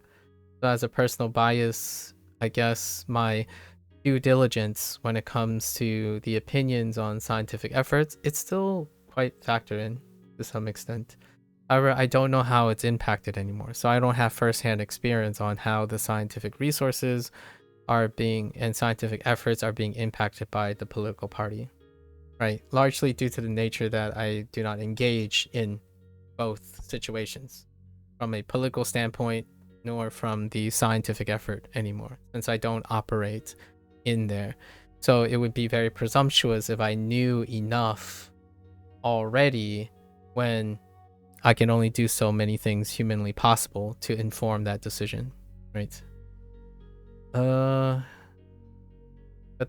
okay, wait. You've been learning Dutch for years, mostly for practical reasons. Dutch would usually be described as easier than Japanese for French or English speakers. But the reality is, because of the different mindset I have regarding these languages, I actually find Japanese easier overall. I have some like variant of that. I can't tell you how often someone has approached me and shared the consensus that Japanese is going to be very, very hard. Right? They're gonna ask me one of the top. I have a list of top 10 questions that I might try to go over tomorrow in the review. One of them is which one's harder? Is Japanese or Chinese harder? It's not like it's a little things, but they didn't ask me which one is harder, Japanese, English, or Mandarin. And then even more so, which language do you think is the hardest, right? And when I hear these questions, I'm thinking like, what language do they think? So oftentimes I like to ask the question back before I answer the question. So I got an answer locked in, right? Or a way I'm answering, because I'm the one that ends up receiving most of the questions. So I've had a lot of practice, but I often wonder if the other person has considered what would they think, right? Because oftentimes when someone says, oh, what language are you fluent in? I would have to ask them, what do you consider as fluency, right? It oftentimes that person themselves, I could have said anything, largely due to the qualifications that they had. When they talk about fluency, they would describe it in the context of someone else's definition, right? And that's interesting. I think that's more habit forming than anything. So nowadays, I wonder how many people think something is hard largely due to the nature that other people think it's hard. And don't get me wrong, I do this. I actually do that intentionally because I grew up in a time, this is all like experience and bias, right? I grew up in a time where I had to think for myself most of the time. And my interest is reflected in that. Now the internet offers something that I really love. I get to know what other people think. Now, the disappointing part is that over the last couple years, that knowing what other people think has been categorically reduced. It has been hyper simplified. And to me, it is difficult for me to communicate how that my disappointment grew, not in a bad or good way. It's disappointing in the sense of, if you're looking at the complexity. It's endearing when you look at how that created togetherness in other people, right? So nowadays, the range in the way people interact on the internet is far more predictable, and not in a bad or good way, right? It's good for some people because it cuts explaining. You don't have to explain things. Things are fast. But because of that expedited thing, it's also a consequence of people largely getting optimized to behaving a certain way. So in a way, it's pragmatic for me to talk to people. I can answer questions, lots and lots of questions, in a very simple and concise way. However, I choose not to. Most of the time, I choose not to. I give that answer, but then I also ask them, hey, if you want to stay for another 10 minutes or even 30 minutes, we might end up talking 6 hours about this topic. And yes, it's just this one topic. You might feel like it's a lot of time, but maybe when you leave and we never meet again, you'll remember that sometimes it's cool to consider talking about a topic more than getting confirmation on the internet, right? I one time, it goes back to Hank Green. Actually, Hank Green had a blog, like a YouTube short that came up that talk about like how the hyper optimization of TikTok and YouTube, like the structure of TikTok and YouTube, has dehumanized the content creator to the consumer. So it was in regards to a response of someone said, "Did you know that there isn't it kind of sad, honestly, when some TikTok creators set up meetups and no one shows up, right?"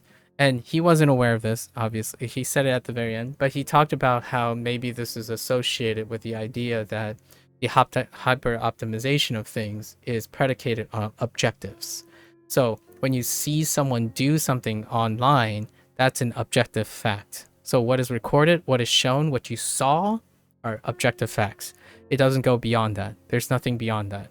So that stuff that they did, there's no inference in behind the scenes, like the content creator. There's no interest in that. And he actually literally state this very exact moment where, you know, you have the normalized behavior of the moment when someone decides not to do their content that they're expected to provide and talk about them as a human being, like share their personal opinions or statements, talk about what's happening in their lives, brains turn off, right? Because you weren't here to expect that. The algorithm didn't pick the streamer because based on their personality or based on what they meander about their humanity. They picked it based on their content.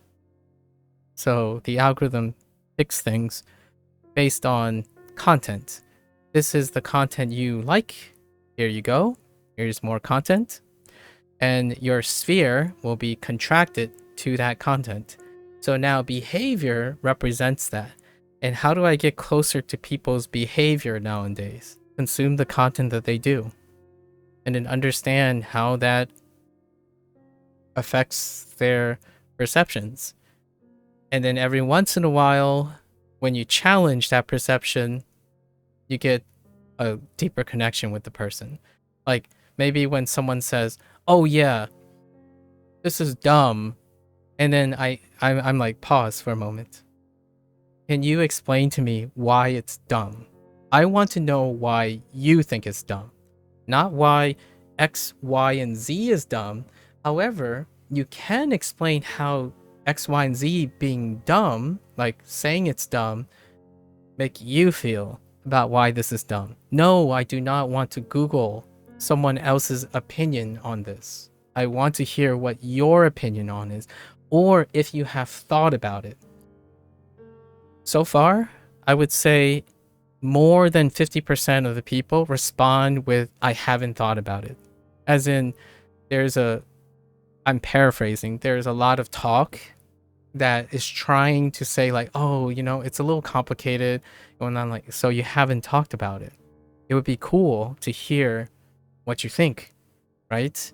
Because I'm not an expert on human feelings. It's weird to say, but humans used to be unpredictable. That's what kind of makes it very difficult, right? And it's the last frontier when it comes to living life, in my opinion. It is also a, last frontier when it comes to the unknown, right? Yes, if you're out there thinking about exploring space, that's science has that draw, that curiosity, that inquisition. So does interacting with another human being. However, that interest, in my opinion, has been reduced and it's no longer interesting. Largely due to the nature that it's so much faster to be served what is interesting or what's supposed to be interesting as opposed to discovering what is interesting to you, right? It's incredible. Wait. It's incredible how many things people say X is more than, X is more than this than Y. They are in fact only true on average. Yeah. So it doesn't make these statements untrue, but it's still only an average. So it's almost like discriminating against outliers. Exactly. And you know what's funny about the outliers? That's where humanity shines. Like what I mean by that is it doesn't have to be outliers in terms of performance. Like when I'm asking someone for their opinion, I'm looking for them in their opinion. It's nowadays opinions are more so becoming facts because everyone is optimized or normalized to agree on something, right? Like I use these shortcuts fairly frequently. Here's one for technology. When someone asks me, hey, I'm interested in a new smartphone, all right? I ask them, okay, so I'll use my categorization deductions, right? And this person doesn't challenge me at all, like at all. They would ask me, and I would ask them, okay, so do you like customizability? Are you familiar with like, do you like choices or customizations, or are you not like tech savvy or something? And then I would put them in a box, right? We talked about the proverbial box before Gecko.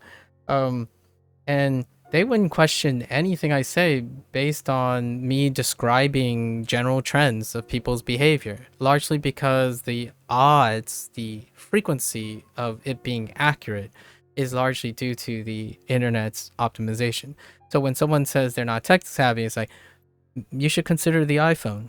There's not a lot of things are done for you. It's a smooth transition. You don't have to think about what choices or what other things. It's very highly optimized. It's a closed ecosystem, right? That kind of thing. And all the so I described the stereotypical general consensus that the internet would portray about Apple and Android, you know, iOS and Android. And that becomes wisdom or profoundness. And to me, the only profound or wisdom part of this is knowing what is the appropriate objective facts that I could use in which this person is already probably familiar with because they've gotten that impression online. So yes, I do dabble in trending things, exploration things, topical things, largely because when you're interacting online, the chances are it will make you very efficacious at leveraging how much you know. I actually know very little. Like I would say the information I got doesn't mean that I'm an expert, nor am I experienced in it. And I say that time and time again, like, this is the information I've collected. That is in no replacement for someone who actually know these things, like experience these things and use these things, right? That's not the perspective of like someone I come by. So, you know, someone comes by and say, "Oh, I've been studying by myself for 4 years in Japanese. This makes me an excellent native-like Japanese speaker." I'm like, I don't. Okay, I'll take your word for it. I mean, can maybe if you interact with me for like 2 or 3 years or something, maybe I'll come to terms with your claim, right? It's difficult because if someone is under the normalization that if you spend 3 or 4 years, whatever that years mean, like whatever the quality of that year or whatnot, if it's a long time arbitrarily, then one can be convinced that one's incredibly competent on the internet, right? I read a lot of books because I read 10 books last time, and apparently the average person only reads 2 books. Therefore, I read a lot of books. I'm not like speaking from a personal standpoint. I actually only listened to 2 audiobooks in like the last year. So I didn't even qualify. Back to John Green's video, I read 2 audiobooks last year, right? Is that a lot? Well, you could be someone like a 18-year-old who thinks no one reads books anymore. And what does that mean? I can use the internet's trend to understand what this person means by no one reads books anymore.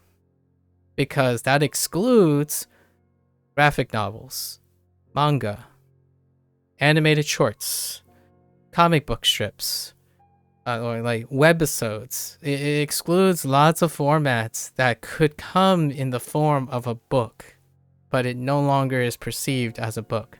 And that is where I probably use my leaping point to relate to that person. Because trends are facts. It's like trends are construed as facts. No longer do people have to collect where those trends come from, right? I've been watching a lot of life hacks lately. Like people that I know who don't stay on the internet too much, like they're professional working people, reacting to life hacks on the internet. and the comments they make are pretty funny. Like, there was one where people said you can take the face mask, you know, like COVID face mask, wrap it around your sink faucet, and you can filter water like that. And then it showed like them wrapping up, tying it, and then they turn the faucet, right? It goes through, and then they unwrap the mask and show like there's a lot of black stuff in it. It's like, oh yeah, I'm sure that's true universally. And then in the comment section is basically what you expect, a smorgasbord of different people saying, well, it depends this, it depends on that, and it keeps saying depends, and then suddenly, like, well, in my country it doesn't, in my country it does, it depends. I'm like, okay, there's a bunch of people, all the people who think they're competent and like saying something profound, they use a cliche terminating thought like it depends. Like, well, discuss if it depends. And then you have the people who speak only from their own perspective, considering not talking the framework of other people's perspective. So it just keeps going, right? And comment sections are only available long enough for those type of comments. So if you spend 90% of your time doom scrolling and writing comments, that's probably going to bleed in my opinion, bleed into your conversation ability, right? You're going to talk in that way, like, oh yeah, this is bad, this is trash. And then you look at the context, you step back, and this person's calling this game trash because there was one bug in it after playing it for 14 hours. Right? Like that's kind of the thing. The thing I'm describing is something that 3 or 4 people will chuckle. 3 or 4 out of 10 people will chuckle, and then 5 or 6 out of 10 people is like, yeah, but you know, it could be like one of those bugs, you know, one of those, it depends on one of those bugs. Like, okay, hear me out, can you explain what one of those kind of bugs are? If you can, I appreciate that you are able to, right? You did watch John Green's video on audiobooks, by the way. I liked it and particularly enjoyed what it sparked in the comment section, which definitely felt more interesting and mature than YouTube average. Yeah, I like reading Vlogbrothers comment section, largely due to the nature that they kind of cornered a specific part of the internet. Not to say that you shouldn't enjoy figuring out how other people comment, like in a music video comment, or in a video about someone staging an act of benevolence. Oh, there's plenty of those. I engage in those type of comments because I'm a sucker. I'm a sucker for seeing people do nice things, and even if it's for clout, still spreading a message, right? Like cue the person who's giving away stuff, but the propensity of all those situations to occur exactly like that in that format consistently would present a situation in which a lot of that is orchestrated, right?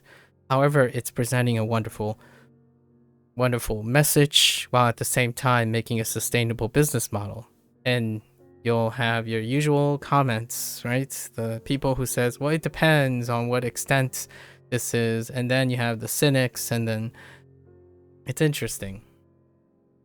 In what point, for myself personally, in what point when you normalize and accept that everyone agrees on things as long as you're up to date on trends? What is a good trend in language learning right now? Duolingo sucks. I'll leave it at that. Am I upset about it? No, not really. I understand the nature where that's coming from. So that's right? I'm not gonna maybe I'll expound upon it later on when like I talk about the Chinese course, because I include the Chinese course. That's probably a discussion for another time. I would love to continue this discussion, but we're over 8 o'clock, so we gotta get on the ball. Yeah, thanks for the great questions, Procol, if you're still here. And Echo, always a pleasure hearing and discussing these things. I think we invested like an hour and a half We might want to get on the mark. Really cool. I could talk about this for days, but obviously all of us do not have days to talk about this. I have to concede that I am in a very privileged situation, right? My time is deliberately dedicated to these type of things, or the things I'm doing now. And I do not expect, but often gotta remind myself to openly share that I appreciate the precious time that other people may feel open to sharing with me. Gotta keep that in mind. Okay, so part is still part, interestingly enough. Portion, content, noun, prefix, yes. This word has the same meaning that you're right. Part or portion by extension, it also means content, as in alcohol content, because that's the portion of alcohol in a drink. I didn't think of it that way. That's a neat way to think about it. This word is used for fraction 2, as in 1/3, 1/4. Yeah. Again, you also see like this links to parts and portions, right? Also, minutes. Minutes are portions of an hour. Good thing, make sure to keep on track with your objectives. I'll leave you to it and go to bed. Look forward to our next talk as always. Alright, Gecko. Yes. Like, I can imagine in maybe 2 or 3 months of this, all I'm gonna do is like, Gecko, I think you need to go to bed.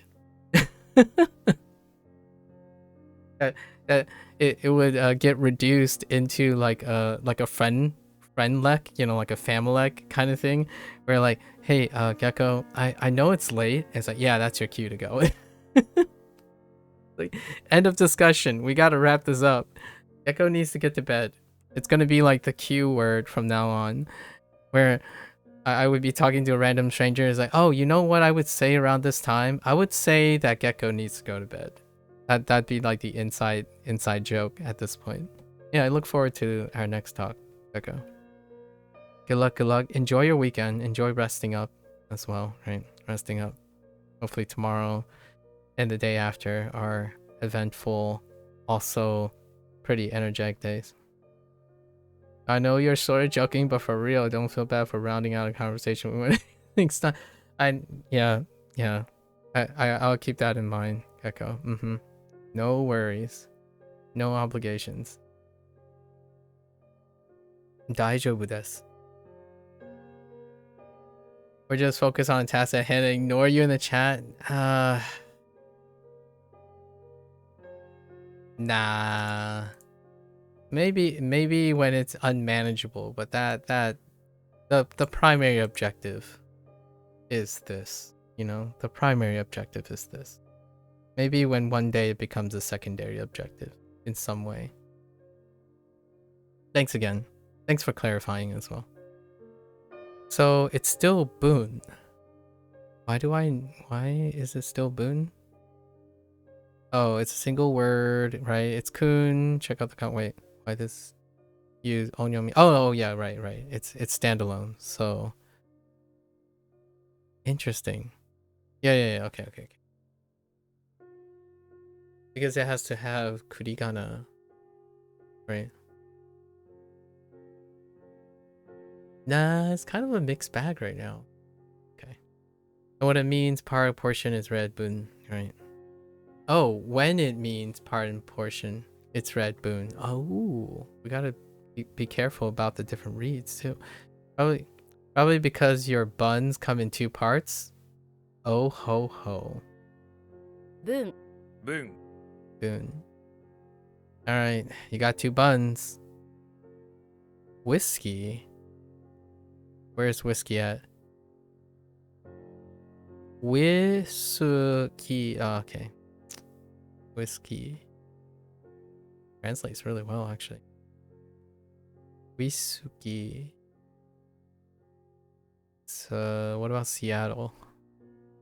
Seattle. Do. City. Hey. Alright. We'll go a little bit quick. Norwal, stool, friend. Okay. Still friend. Sitting on a stool is your friend. And Norwal sitting on a stool. What was the Hansa Hero one? Yoshi. Yoshi is in the basement of the bakery with an armchair with a stool. A folding stool underneath Yoshi's armpits, waiting for held for friends. But Yoshi has no friends. That's why there isn't anybody on the stool. And this one, you know, it's a Norwal sitting on the stool. It's your friend. That's fair enough. The Norwal is on the stool. You. Okay. Use. Use. Hi, friend, says Norwal. I must warn you about all the yous here. Alright. Your Norwal friend goes on to warn you about all those yous, and how they will try to take away your friendship with their good looks and young ages. Trendy. Oh. Eugene? Oh, that makes sense because of Dendaku. Eugene. Shin Yu? No. That's gotta be a different read, right? Oh, it isn't. Shin Yu. Huh. What? Okay. Friendship. Oh, so... do I have a read on this already? I don't think I do. No, I don't. Oh, that's Ko too? Okay, you Ko. Alright. The Onyomi. Specific Onyomi. Can't use Ski, because Ski is Kun, probably. Okay. Fat. Futoi. Futoi. Did I get Futo? No, I don't think I got Futo yet. Big. Is a single kanji with an E as an adjective. Fat is the same as fat. Futoi. Kun, right? Because of hiragana. Futo, let's use a mnemonic. The fat guy never leaves his futon. Yeah, apparently it's in Japanese. I didn't know that as well. You, was it Yuko? It's cool. 太い Futoi. Okay, we already know futoi. So futon, I like it. Futon, the fat guy never leaves his futon. Oh boy. Okay, and then skoshi. Do we get skull yet? No, we have sho. So gonna have to learn something for skull. Yep, it's an adjective. The kanji means it's few, and it's a little or a few. Yes. So skoshi. Have you heard? Okay. Oh yeah, skosh. Yeah, skosh. Hey, here it is. Skosh. The discussion about skosh. Just a skosh. Yeah. You don't really need anything else. It's a skosh. Skoshi. 少し Skoshi. When I first heard the word skoshi, right? Skoshi, I'm like, oh, it just sounds like skosh. Like if you had to like ego it, right? Katakana ego it, it ends up being skosh. Like skoshi, right? Skosh. Just and the sh like su kind of thing. Skosh. It translates so well, largely because I've heard skosh before. Oh, skosh is informal, so I can't use an essay? What the? Oh, really?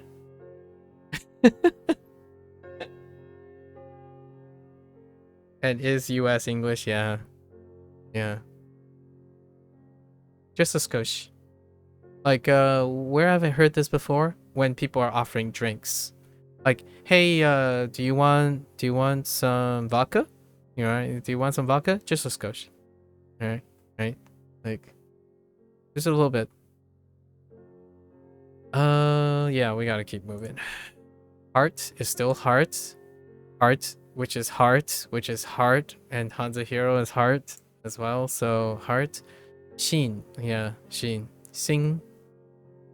Sing is shin. Shin. Let's see. Where is it? Where is the heart stored? The heart is stored in your shin? How does that work? But in reality, your heart is stored. Oh, they're doing the ridiculous thing. This is when I start kicking you in the shin and you imagine feeling the pain. Oh, yeah. So they're doing the ridiculous mnemonic in order to make it memorable. As I kick you in the shin, the stress is getting too much for your poor heart instead of your shin. Poor shin, poor heart. Okay. Oh, I don't know if I heard a skosh before, but I think I have, but rarely. A skosh of something I think I've heard it before, but don't know how to spell it. Yeah, a skosh. Yeah, you got it.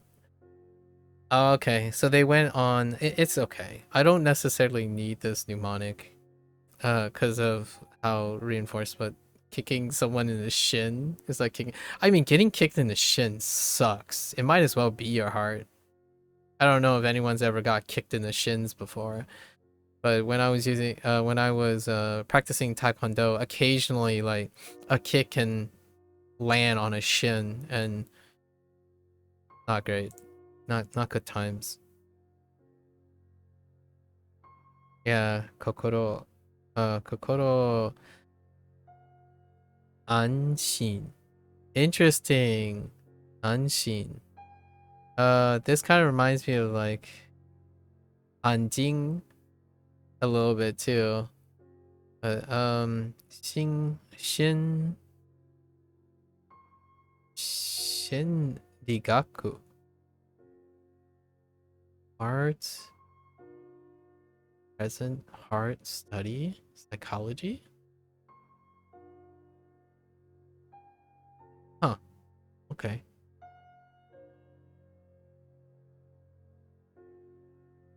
To be honest, this is from the art drawing of a heart, so that's how you relate. Yeah, that's basically, so this is, um, that's how you describe the radical. So, um, this, you start everything from the radical in WaniKani. So, the WaniKani's English, the very fundamental building block is the heart, which the heart is based on the drawing of the heart. Then the kanji heart requires a different mnemonic because it has a reed. So the mnemonic is regarding the reed, not the heart. And then when it ends up being a vocabulary word, then the reed needs a new mnemonic for the vocabulary word. If it's like kun and not on and whatnot. So yeah, they both Hanza Hero and WaniKani refer to the radical, what it looks like, as the heart, because it looks like a heart, and it does. It's not that peach, the peach looking symmetrical heart. Your heart is not symmetrical. I can see the heart like in my head. Like you draw the atrium, the back atrium, your major arterial. I mean artery. The double chamber. All right. So how did Skosh? Oh yeah, Skosh. That person doesn't get off the futon. Futon. Narwhal sitting on a stool telling you about use. Oh, what was this mnemonic?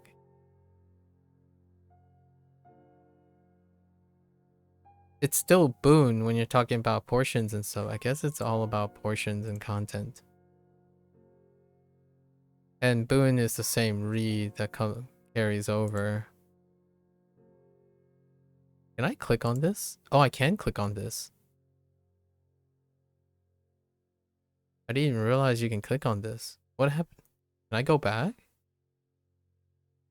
Like, I didn't know there was a regular back. I actually hit my own back button. Huh. Okay. I wasn't paying attention very well today. Here. We gotta get back on track. It's gonna be tough for me to finish today's set of stuff. We'll see. Because it's past 8. I guess I'll do the for the 8 too. So let's focus. We'll risk not developing. Okay.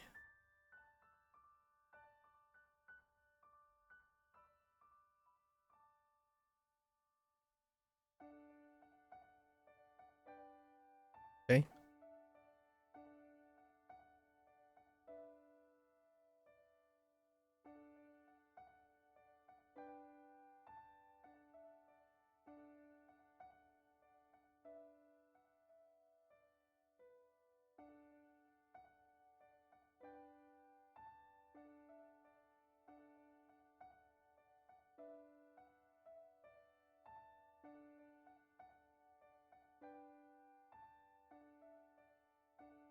Oh.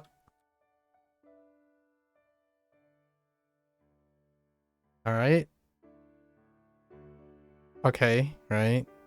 Shikunai. Oh, I wonder how they explain this. Scarce, not much, not many. This word has a single with you, right?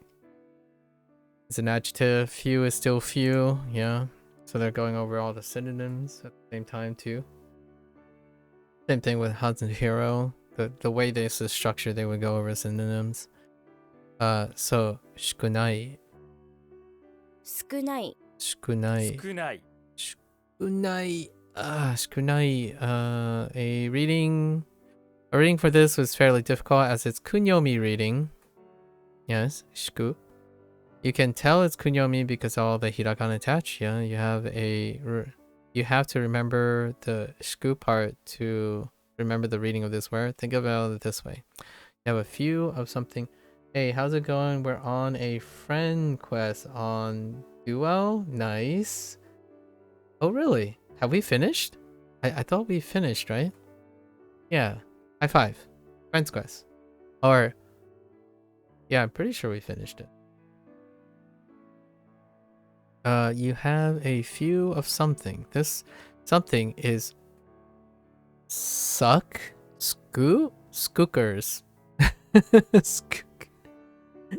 Skooks. Scoots.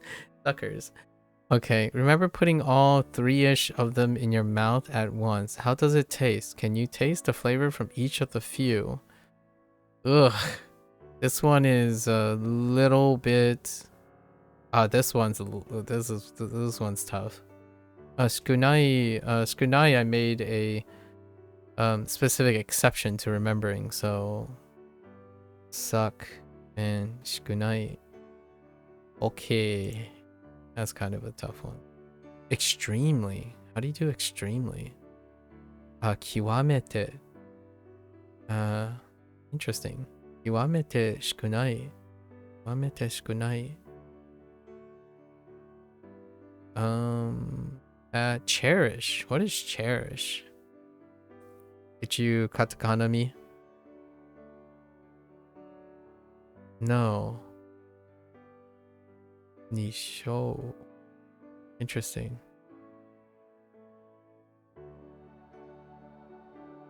Okay, we gotta keep going. Not today. Today is not the day. Direction is still direction. Direction is direction. Is yes, direction or the way. The way. The rackle is direction. Uza, yes. There's another meaning too though. This can be mean way, yes.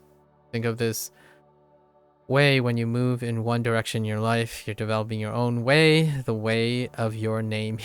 Insert your name here. The only direction you need to go is forward. It's always the right way. Not really. That's conventional knowledge. You don't always have to go forward. It's not always the right way. But I'll get behind it. It's a euphemism. Forward in the sense that even if you're going backwards, you're going forwards, right? Ho. Yeah, ho. How do I remember this? What direction do you always know? Which direction do you always want to go? Home. Interesting. Something about your home always stays with you no matter how far away you go. So if you're lost and you don't know which direction to go, just think of home. Close your eyes and picture your home in your... Close your eyes, click your heels together, what was it, 2 times? Or just once?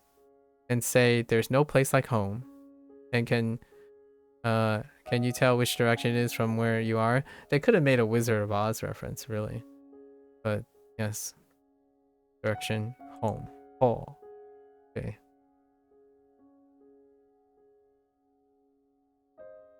Oh, wait. No? Oh, interesting. Okay, okay. I gotta remember that. Mikata. Way of seeing. Kata. Wait, I've seen this before. Someone used this recently. Oh, it could be, oh, what's his name? Shinra. Shinra later in the day. Met the person the last 2 days. Talked to the person last. Shikata. Okay. Hiku. Yeah, Hiku. And this was already a kun, so it's gonna be a kun because of predicate. This word can be transitive or intransitive. Yep. Use hiku in a... Oh, wait. Yeah. In a transitive way to say you pulled something, for example, but it can also mean to withdraw. You know, when you talk about things that pull back, like water that recedes, pain that subsides, soldiers that withdraw, or even your body recoiling when something puts you off. Yep. Go down. Makes sense? Good. 引く Hiku. Hiku. Hiku. Hiku. 引く And then I'm more used to hiku. Hiku. Hiku. So that guy relaxed up quite a bit. Okay. Me? Oh, me or hiku. Oh, interesting. To draw a line. Ah. I see what they did there. To draw a line. Not that draw a line. Like, not to literally draw a line, but to draw boundaries. That's a pretty good one.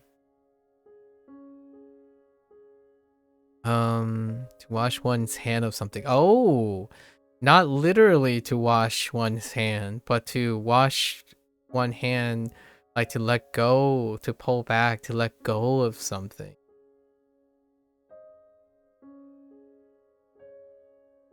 Interesting. Or to wrap it up, kind of intriguing, instead of using like arau, right? To like actually wash someone's hands, like teo arau, right?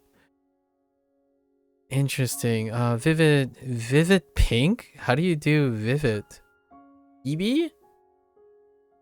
Bibito ne? Bibito pinku. Pinku wa vivid bibi. Okay. We're fine here. All right, let's keep going. Oh, girl. What the? Oh, I haven't used girl this way. Oh, wait. I have. Shoujo. Or I haven't used this actual, like, kanji yet, but shoujo. Forgot. This is, yeah, shoujo. In duo. We're talking about duo here. A little woman is a girl, right? Right. A little woman is a relatively formal that's often used in writing to describe a young girl, usually between childhood and adolescence, or between the age of about 5 and 18. Wow, that's a range. That is quite a range. Yeah, shoujo. 少女 Shoujo. Shoujo. Shoujo. Anything interesting? We got genre. Genre. Right? It's still genre. Genre. Okay. Yeah. Recommendation. Oh, do we have osusume? Yeah. Osusume no. Yeah, recommendation. Osusume. Smile. Oh, sumairu. Okay. All right. Father is father. Are we going straight to Kun with Chichi? Yes. Chichi and To. Yes. Oto-san and Chichi. Imagine your father is Cheech from Cheech and Chong. Oh my goodness. Wow, I haven't heard this in so long. Wow, that's a blast from the past, man. Cheech and Chong? Man, how long ago is Cheech and Chong? Chong. Cheech and... I don't even know if that's how you pronounce the second guy's name. Yeah, these guys... Okay, they're still active. Yeah. They're still active. The comedians. Interesting. Okay. Alright, Chichi, Oto-san, and Chichioya. Chichioya. Alright, so Cheech, small girl. It's Onyomi because it's Yukuko.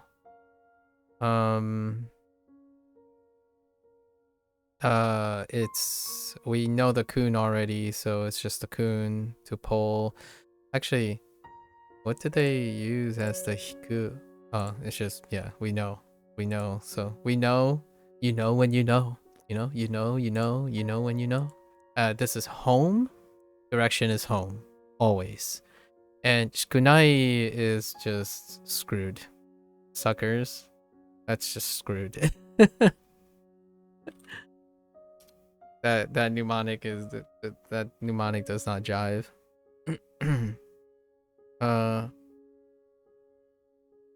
Oops.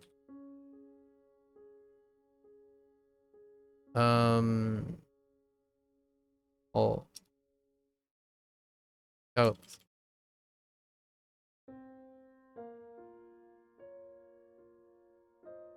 I was about to write home.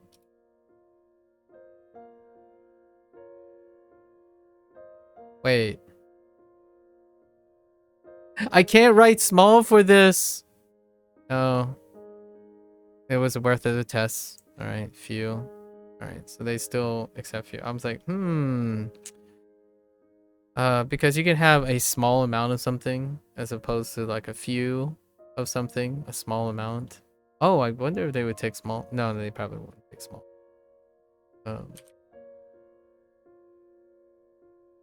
Worth the test.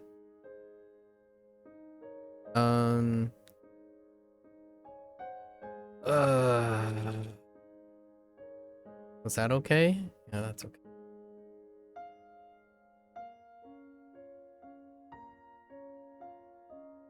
Alright. We're so behind. Okay. Okay, I see it. Okay, Triceratops and dry. A Triceratop is laying out to dry, but it's so big that its horn is sticking out. It's laying on its side, so only half of it gets dried. Oh, that doesn't make sense. Oh, wait. Oh, it needs to integrate half. That's right. And then it has a horn sticking out, right? An extra horn sticking out. Oh, I can't. Oh, I see. Oh. Ah, okay. Yeah, that's fine. Imagine the Triceratops on the side and imagine getting up. When it stands up, normally half of its body is soaking wet still. It's a half and a half. It's half and half Triceratops, right? Okay. Alright. Hun. Yes, Hun. You're half wet and half dry. I'll cut you in half with my laser blaster, so you're you're proper again. A voice says it is Han Solo. Dang. The anti-establishment guy who hates when things aren't even. That's a bit of a stretch. Imagine I'm using his blaster to shoot the poor Triceratops in half, perfectly down the wet, dry line of his body. I guess we don't have a Han who wields a lightsaber, huh? Laser blaster, huh? Hanbun. Right, Hanbun. Han. And Nichi? Nichihan. Or is it Niji? No, Nichihan. I was thinking of bitch. Okay. Futoru. Futoru. So I think we stuck with, yeah. So we know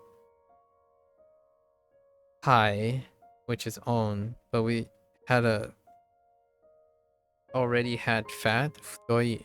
So we're just gonna carry over futoru. To gain weight, to get fat. Yep. And then futoru. So we know, yeah, to get fat is you always in your futon again. 太る Futoru. 太る Futoru. Futoru. Ooh, juice. Oh, juice. Okay. Envy. Where's envy at? Urayamashi. Urayamashi?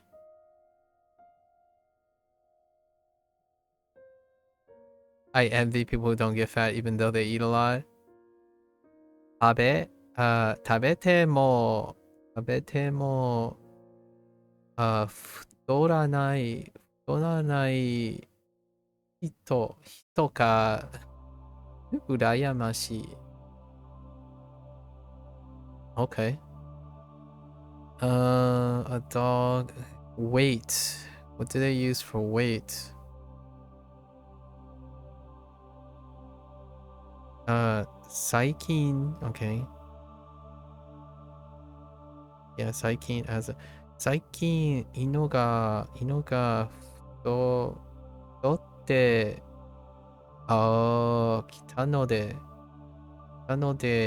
issho ni dai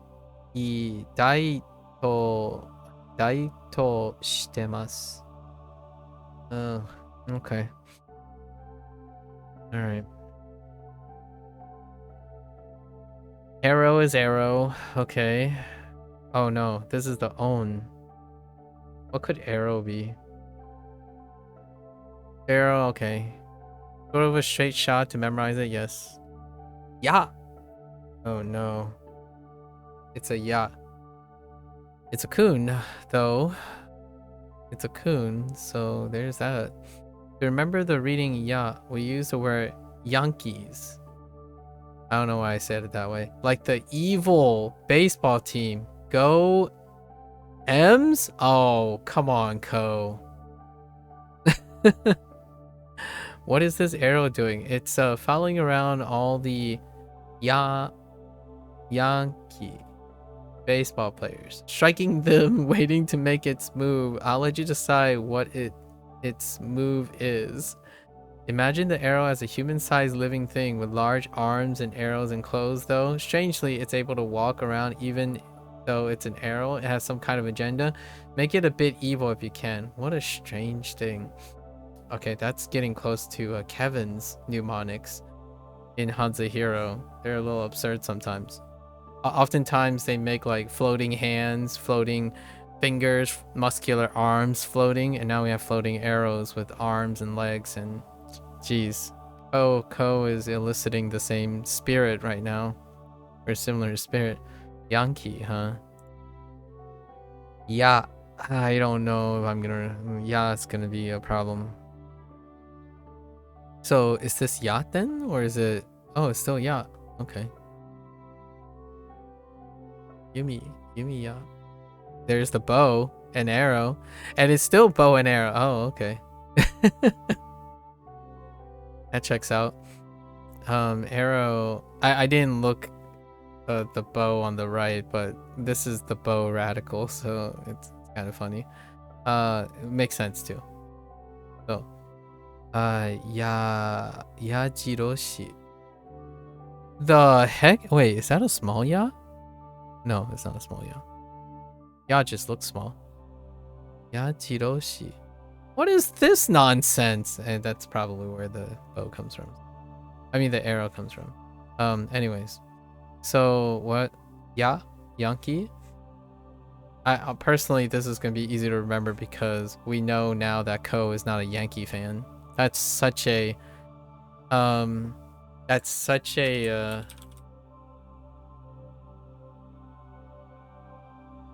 that's such a Floridan. I don't know if people know. I mean, like foreigners would know, but Yankees are the New York baseball team, right?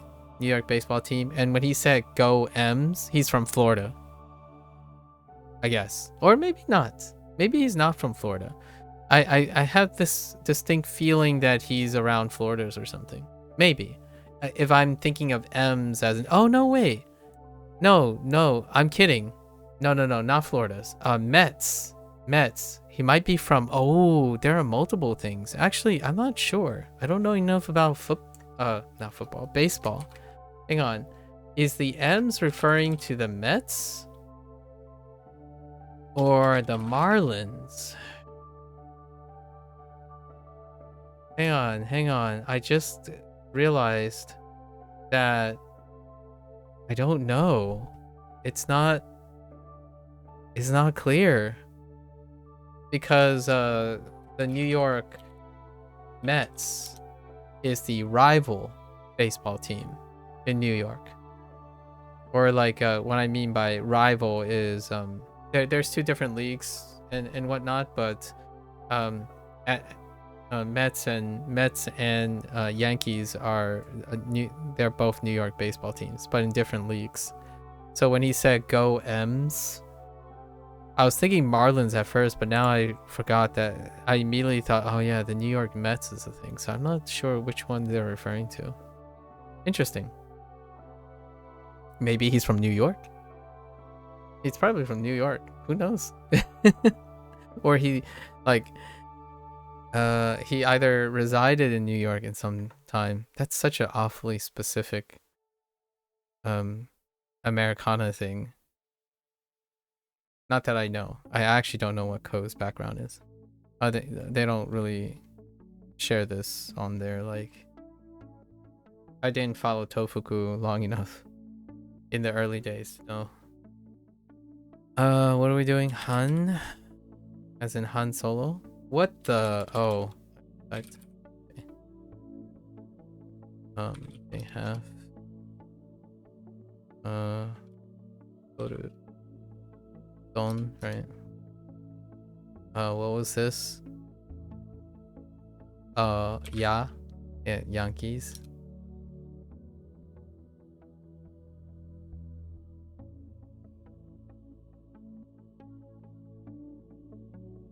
All right, so should we do these reviews because we carried over?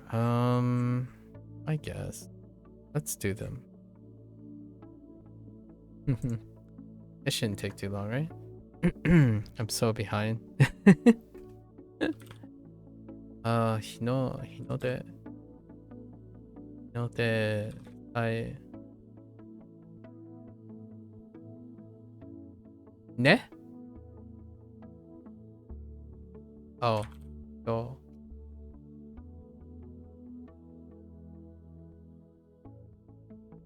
Guy.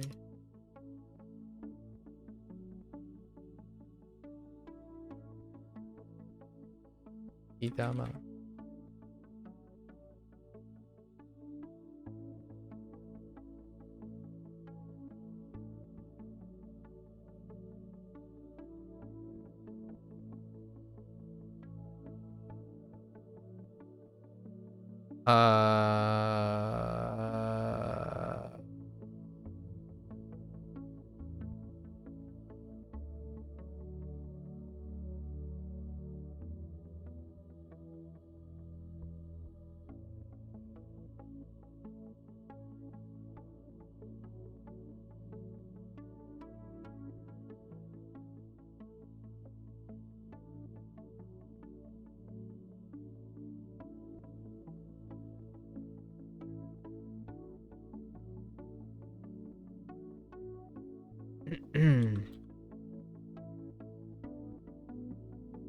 Oops.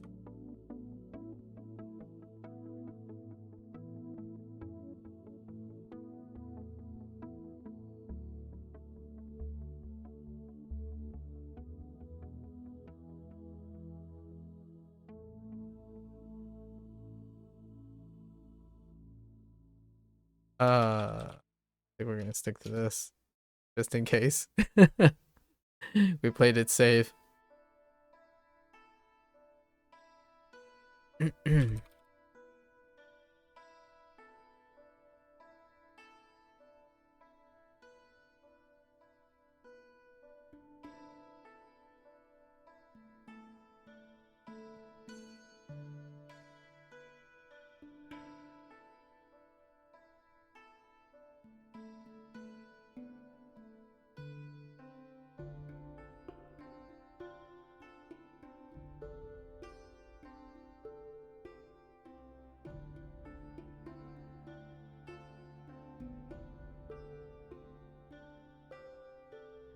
Oh, no, wait.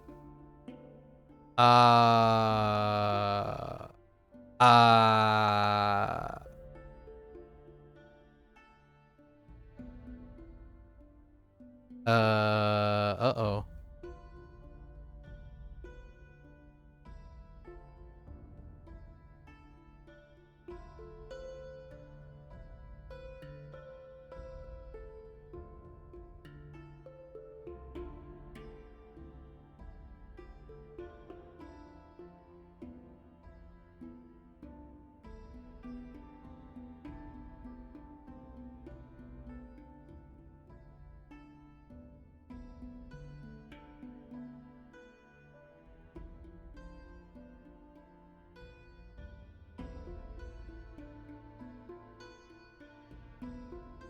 Oh no. I wanted to say E right off the bat, but I don't remember what the mnemonic that they used.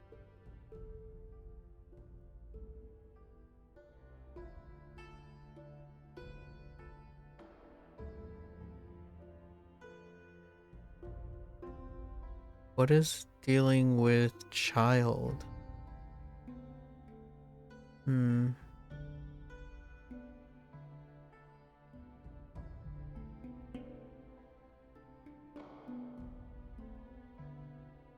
don't know, but she is definitely one of them. Chi and Sue. Oh, sheep in a suit. Oh my goodness. Yikes. Oh, yeesh. Ugh. Yikes. I'm trying to imbue some emotion into it. Yeesh. Sheep in suits. Jeez. Yikes. Alright. Oops.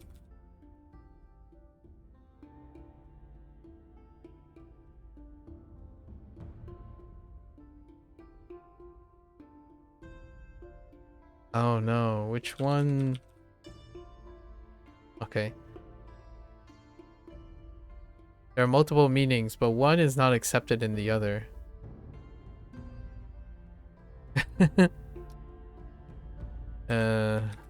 Oops.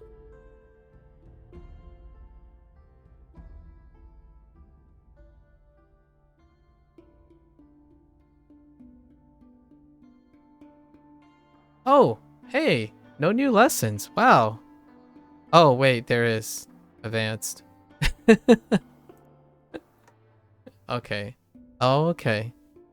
I don't have a kun for this, but it's definitely tomeru, right? To. Probably to. Okay, to stop something, yeah. The meaning carries tomeru. 止める Oh, tomeru. Oh, okay. 止める Tomeru. Instead of tomeru. Tomeru. So going up. Tomeru. You need to stop something from moving, maybe a car or a door or a person, whatever you stop to stop this thing, you throw out your toe. And getting it smashed in the process. Imagine it bleeding and swelling off, how much it hurts. You put your toe out to stop this being big thing. What a mistake. Tomeru. Tomeru. Okay. Oh, to turn off the stove, you could say, oh, interesting. As opposed to using turn off. Like maybe something like kisu. and it's just fire. And it's fire. He? No, it's standalone. So ka? We'll find out. Fugu. Wa? Fugu. Fugu wa wa? Toi. Toite. Oh, said. Yeah. Toite. Tomato. Tomato o kiru. Kirute. Oh, cut by hand. Kirute o. Oh, stop cutting their hand. Oh, kiru. Kirute o. What was it? Ometa. Meta. Fire. Okay. Moving right along. Suspension. What the suspension? Oh, what type of suspension are we talking about? Middle and stop. Okay. Cancellation. Oh, that's suspension. Cancellation, discontinuation. So mid stop, right? Mid stop to be canceled or discontinued in suspension. When something is in the middle of an action but it's stopped, this means it's put into suspension. Yeah, imagine getting frozen while you're running. It's kind of like that. Yeah. I'm like, suspension. There are a lot of suspensions. Okay, and then it's onyomi. So we have both, right? Chu meets with shi. Chushi. 中止 Chushi. 中止 Chushi. I want to sound like Kenichi. Kenichi. Chushi. Okay. Chushi ni naru. To become suspended, to be cancelled. Chushi naru. Chushi ni oikomu. Oikomu ne? Oh, to be forced. Interesting. Chushi ni suru. Okay. To call something off, yeah. And then, yeah. You can modify it to a noun. Okay. Contest. Fifth. Hoping. What is hoping?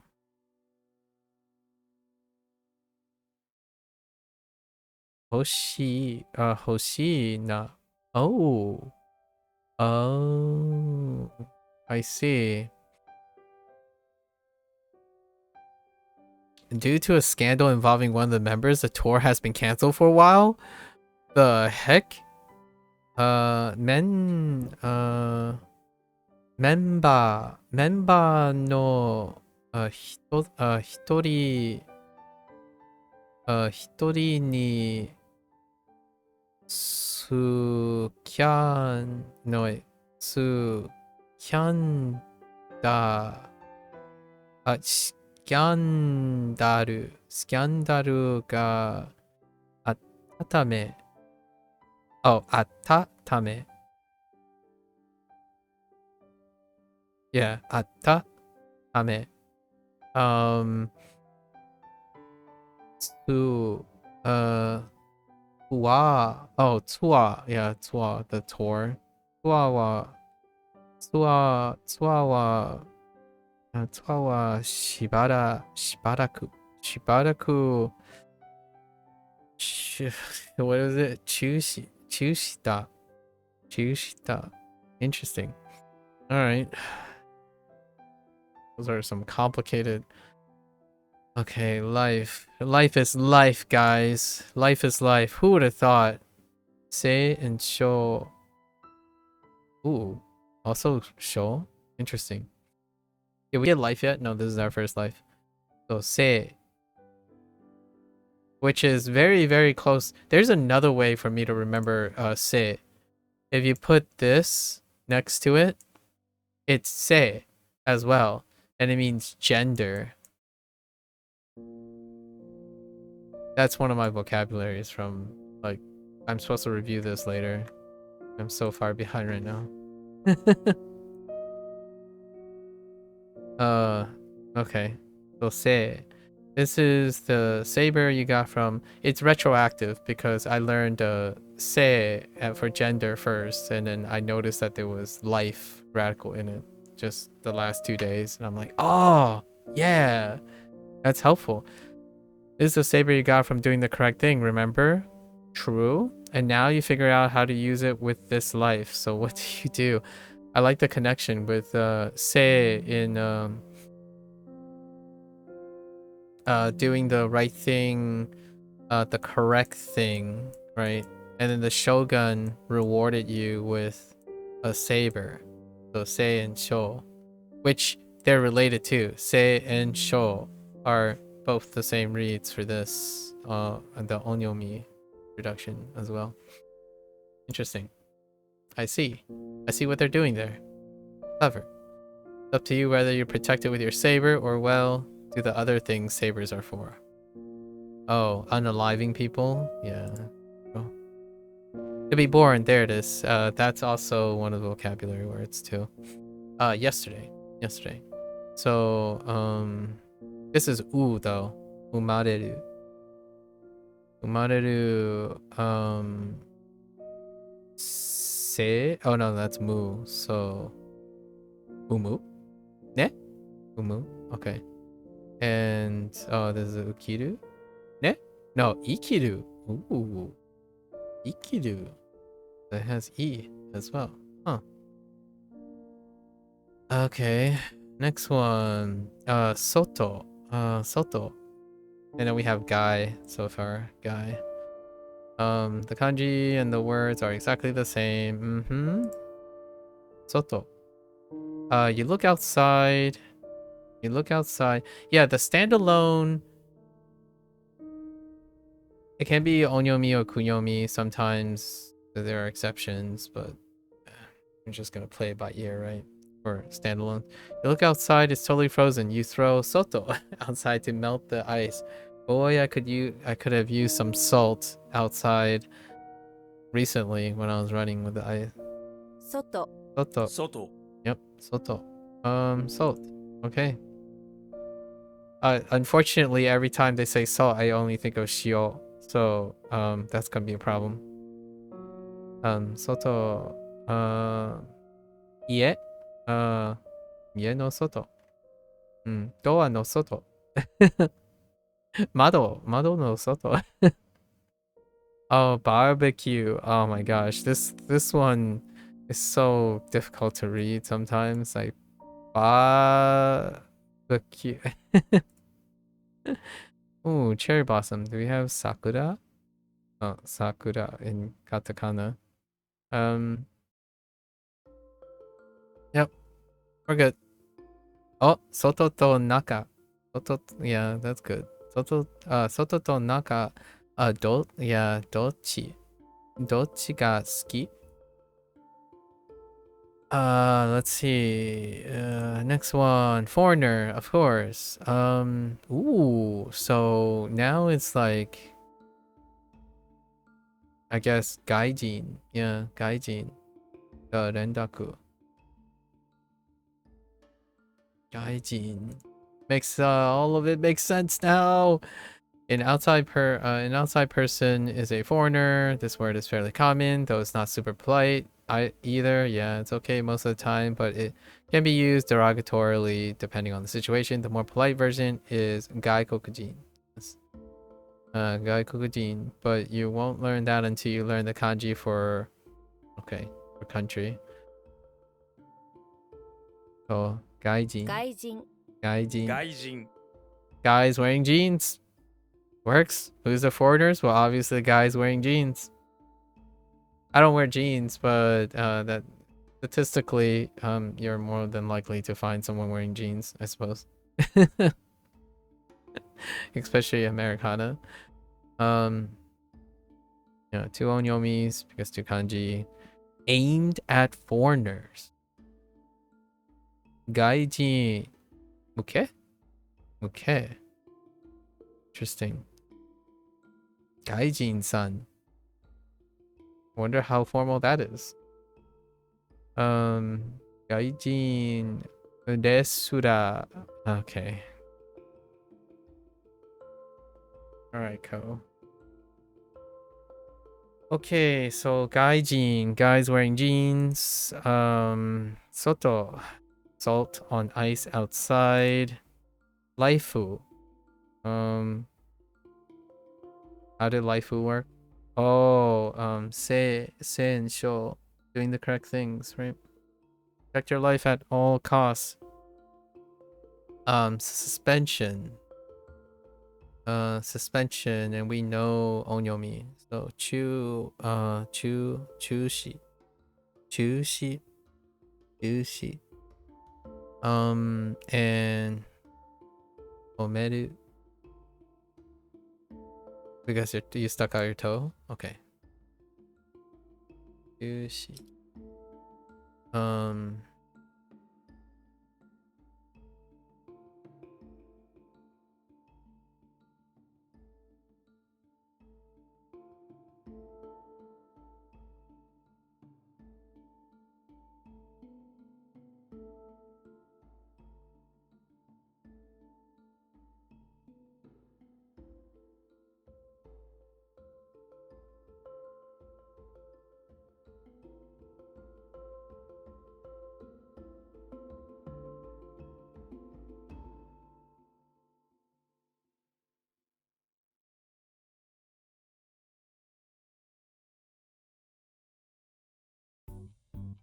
There we go.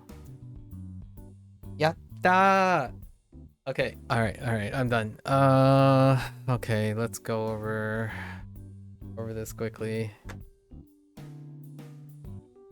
Okie dokie. Dang it. Alright, okay. So we go over our harmonics. Harmonics. Okay. Spoon, winter, dry, canopy, fingers, window, heart, direction, stool, fur, father, old, roof, task, arrow, door, poop, towel, life, now, hat, triceratops, ice, stone. Okay. So now let's go over our reads. Man. Man. Nai. Bun.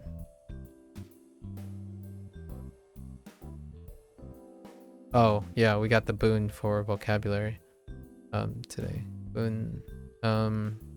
Setsu. Setsu. Ne?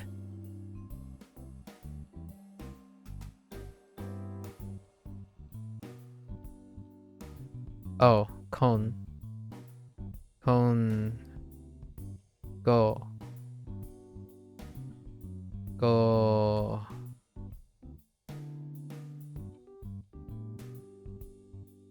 Ah! Well, narwhal on the stool. It's your friend. Oh, you.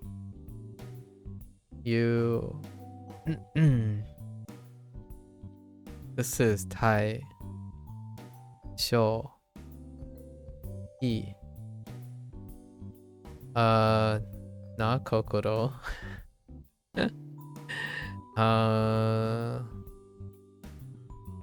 Shin.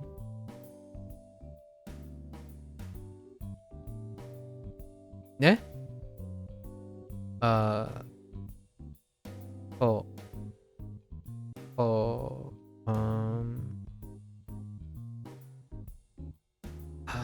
Ho.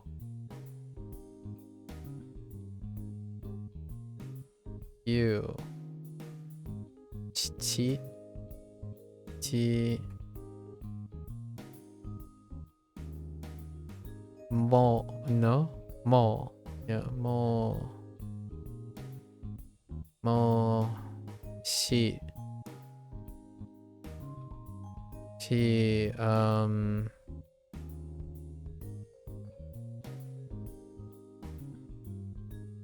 The heck?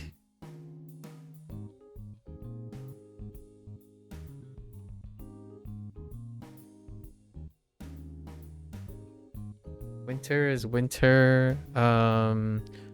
You grow, what was it? You hoe cookies? Oh, yeah, right. Wait. No, that's something else.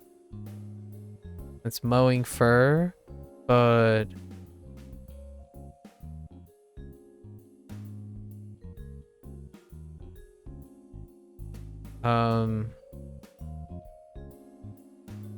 they didn't jump straight to Fuyu, did they? Oh, they did. Fuyu. What was the mnemonic for this? I was gonna guess Fuyu, but I don't remember the mnemonics. Oh, one for you. Oh no, it's the present thing. The present for Christmas for you. Oh, I thought that was funny, but it didn't sit with me. Okay. So I went for you. Hoku.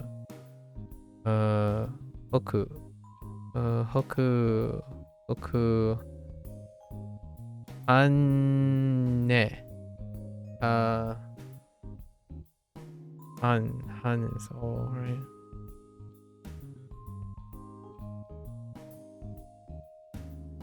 Okay.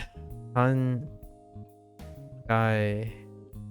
Handai. It's close to Hyundai, but Guy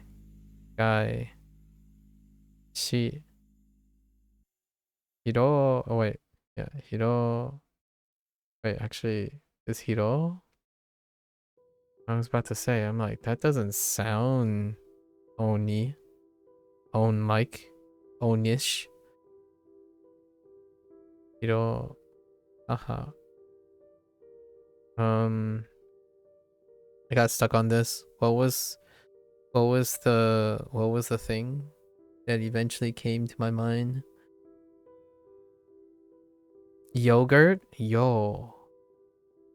Yeesh. Yo. I gotta think of like a refrigerator or something. Right? Because the calendar, but it kind of looks like a refrigerator. Just be upset about it. What are we doing with life?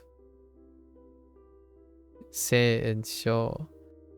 Oh no, that's arrow. That's ya. Wait, is ya? Ya is kun. Yes. Okay. Okay. Ya, say and show. And ji? Ji. Okay. Okie dokie. And we have we don't have anything to cover except what are the things that were so this one all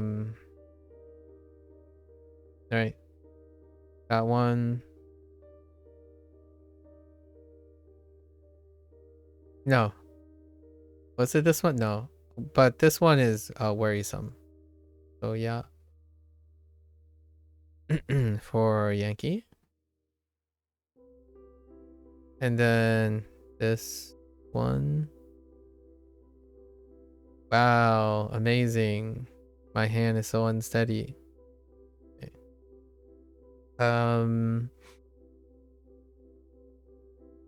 Oh, that wobble. The heck? So yo.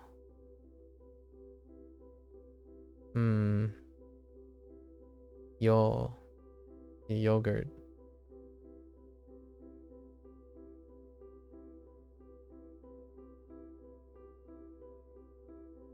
Did anything else I stopped on? I stopped on Fuyu as well. But that's due to my apprehension. Every time I jump right to a... Every time I jump right to a coon, it's an apprehension. Did I stop on something else? I was pretty sure I stopped on... Oh. Stopped on Kon. As well. Kon... on for condor. Condors. What was for you? Oh, for who you? Okay. What was G? Oh, Jesus.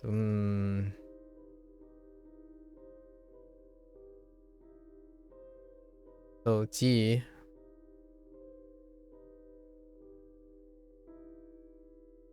Right. The Lebowski. Not Lebowski reference. Okay. That's good enough. Gotta stay vigilant. Good thing tomorrow I only have if we get through our constructs tomorrow, I only have 4 constructs, and then we'll just be yapping for the most part, so too bad. Alright folks, there you have it. Yeah, it's gonna be what? At minimum, I see 1, 2, 3, so it's -3, that's 27, right? This is 15 per row, so that's 30 kanji. So we won't reach level 3, which is that reach level 4, the peak day, for another. It'll be 4 more days, right, before we reach the next massive peak insert. That gives me just enough time to cover my Chinese Duolingo reviews. The 3-part Chinese, record the Chinese review before the next peak day. So yeah, there's no more slacking. We're running out of time. Slowly running out of time. Actually, I left myself 2 extra weeks, but gotta be vigilant because it's almost February and it's almost Lunar New Year's. So what time is it where I am? It is 9:30 p.m. I'm in Eastern Standard Time on the East Coast of the United States. Okay.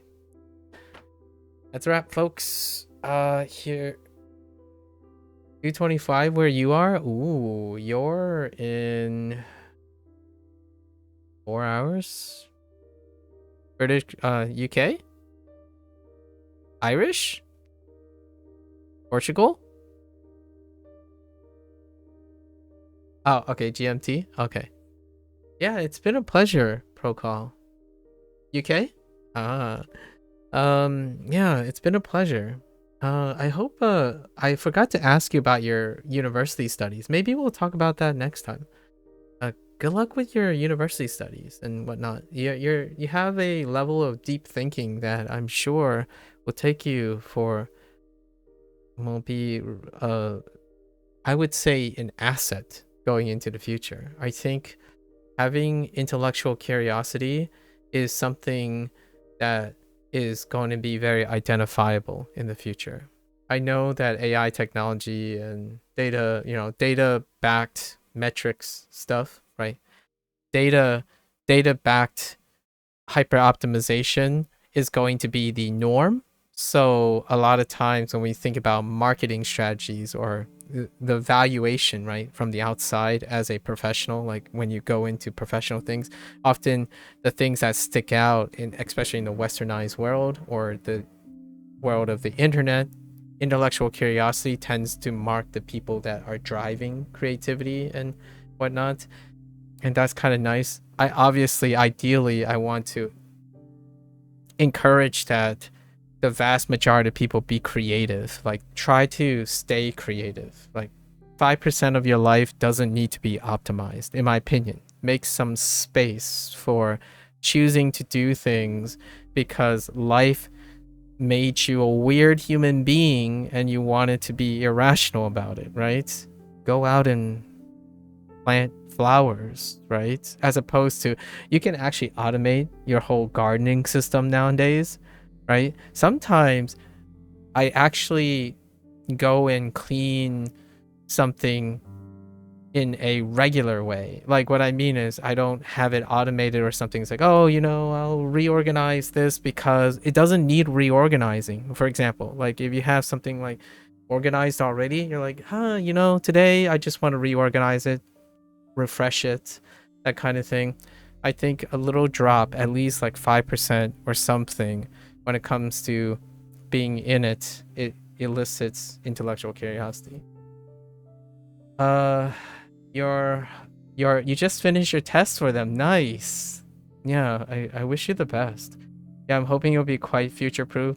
Yeah, market's getting quite saturated though. That's understandable. But hey, if you're creative and you're able to be iterating, saturation leads to normalization and standardization, and you can punch a little bit above that standardization with being curious and inquisitive, for sure. I'm by far the smartest streamer you've seen so far in my estimation. That's kind of it's a very humbling statement, but at the same time, it's humbling and sobering at the same time.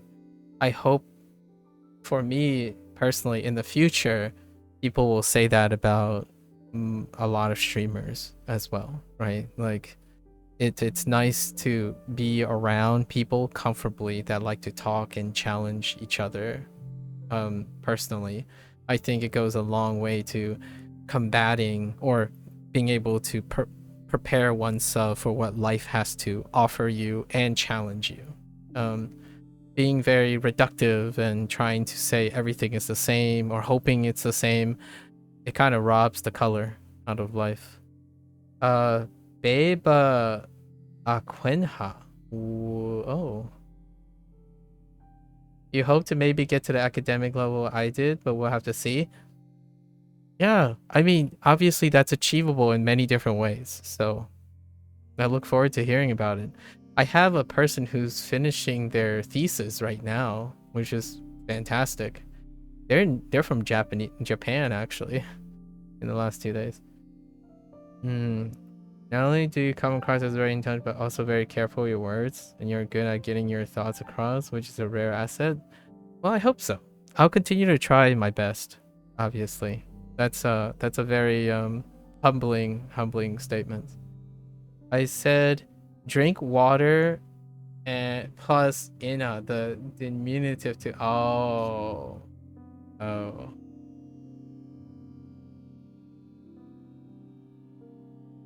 I see. Do I have a time and day? I'll definitely look out for when you're next streaming. I stream every day around the same time, or I try to. I usually give people a heads up when I'm not streaming, so I'm more or less not. It's rare for me to be absent than present. So we're gonna keep this routine until 2025, the end of 2025, with a lot of other things. But generally speaking, my talking topics don't ever change. If there's any time when someone asks me a question about what I'm doing, it will be related to thinking about it. Like if I'm playing a video game or something, I can drop everything in a drop of a hat to have a good discussion. Okay, nice. May not always. Yeah, no obligations. Like Gecko said, I reciprocate the obligation, right? You're neither. We're trying not to create dependency on each other, right? No dependency on each other. Otherwise, I would keep you from being intellectually curious, right? There's a reason why I support long formats and whatnot. And the idea is your time is limited, so definitely bring back stories. I would love to hear your successes, your exploits. It could be 2 years, 3 years down the line, but I would love to hear like, hey, this is what I've been doing for the last 3 years. Becoming a superstar, you know? That would be great. You feel more intelligent every time you come here. Yeah, we had a long digression. So I'm gonna walk away for a little bit. We're gonna do Hanzi Hero for Chinese, and then I have to do my Duolingo thing. So for now, right? Very thought-provoking conversation. Look forward to the conversation we'll have tomorrow. All right. Although I think you're going to the pub tomorrow. Absolutely, go to the pub. So maybe in the best mindset for nah. I get to see your human side. I used to go to pubs quite a bit, largely because I like sitting there watching people be silly for once. I think it's so rare for me to talk to someone online and even imagine them if they're younger to even participate in social events now. So yeah, go and have a wonderful time at the pub tomorrow. All right, folks. For those who are only interested in Japanese and WaniKani, and gonna watch this later, arigatou gozaimasu, right? So until then, minasan, mata ne, ja ne. And I am gonna step away for a little bit, and I'll be back for my Hanzi Hero lesson. Yes, all the best, folks. All the best.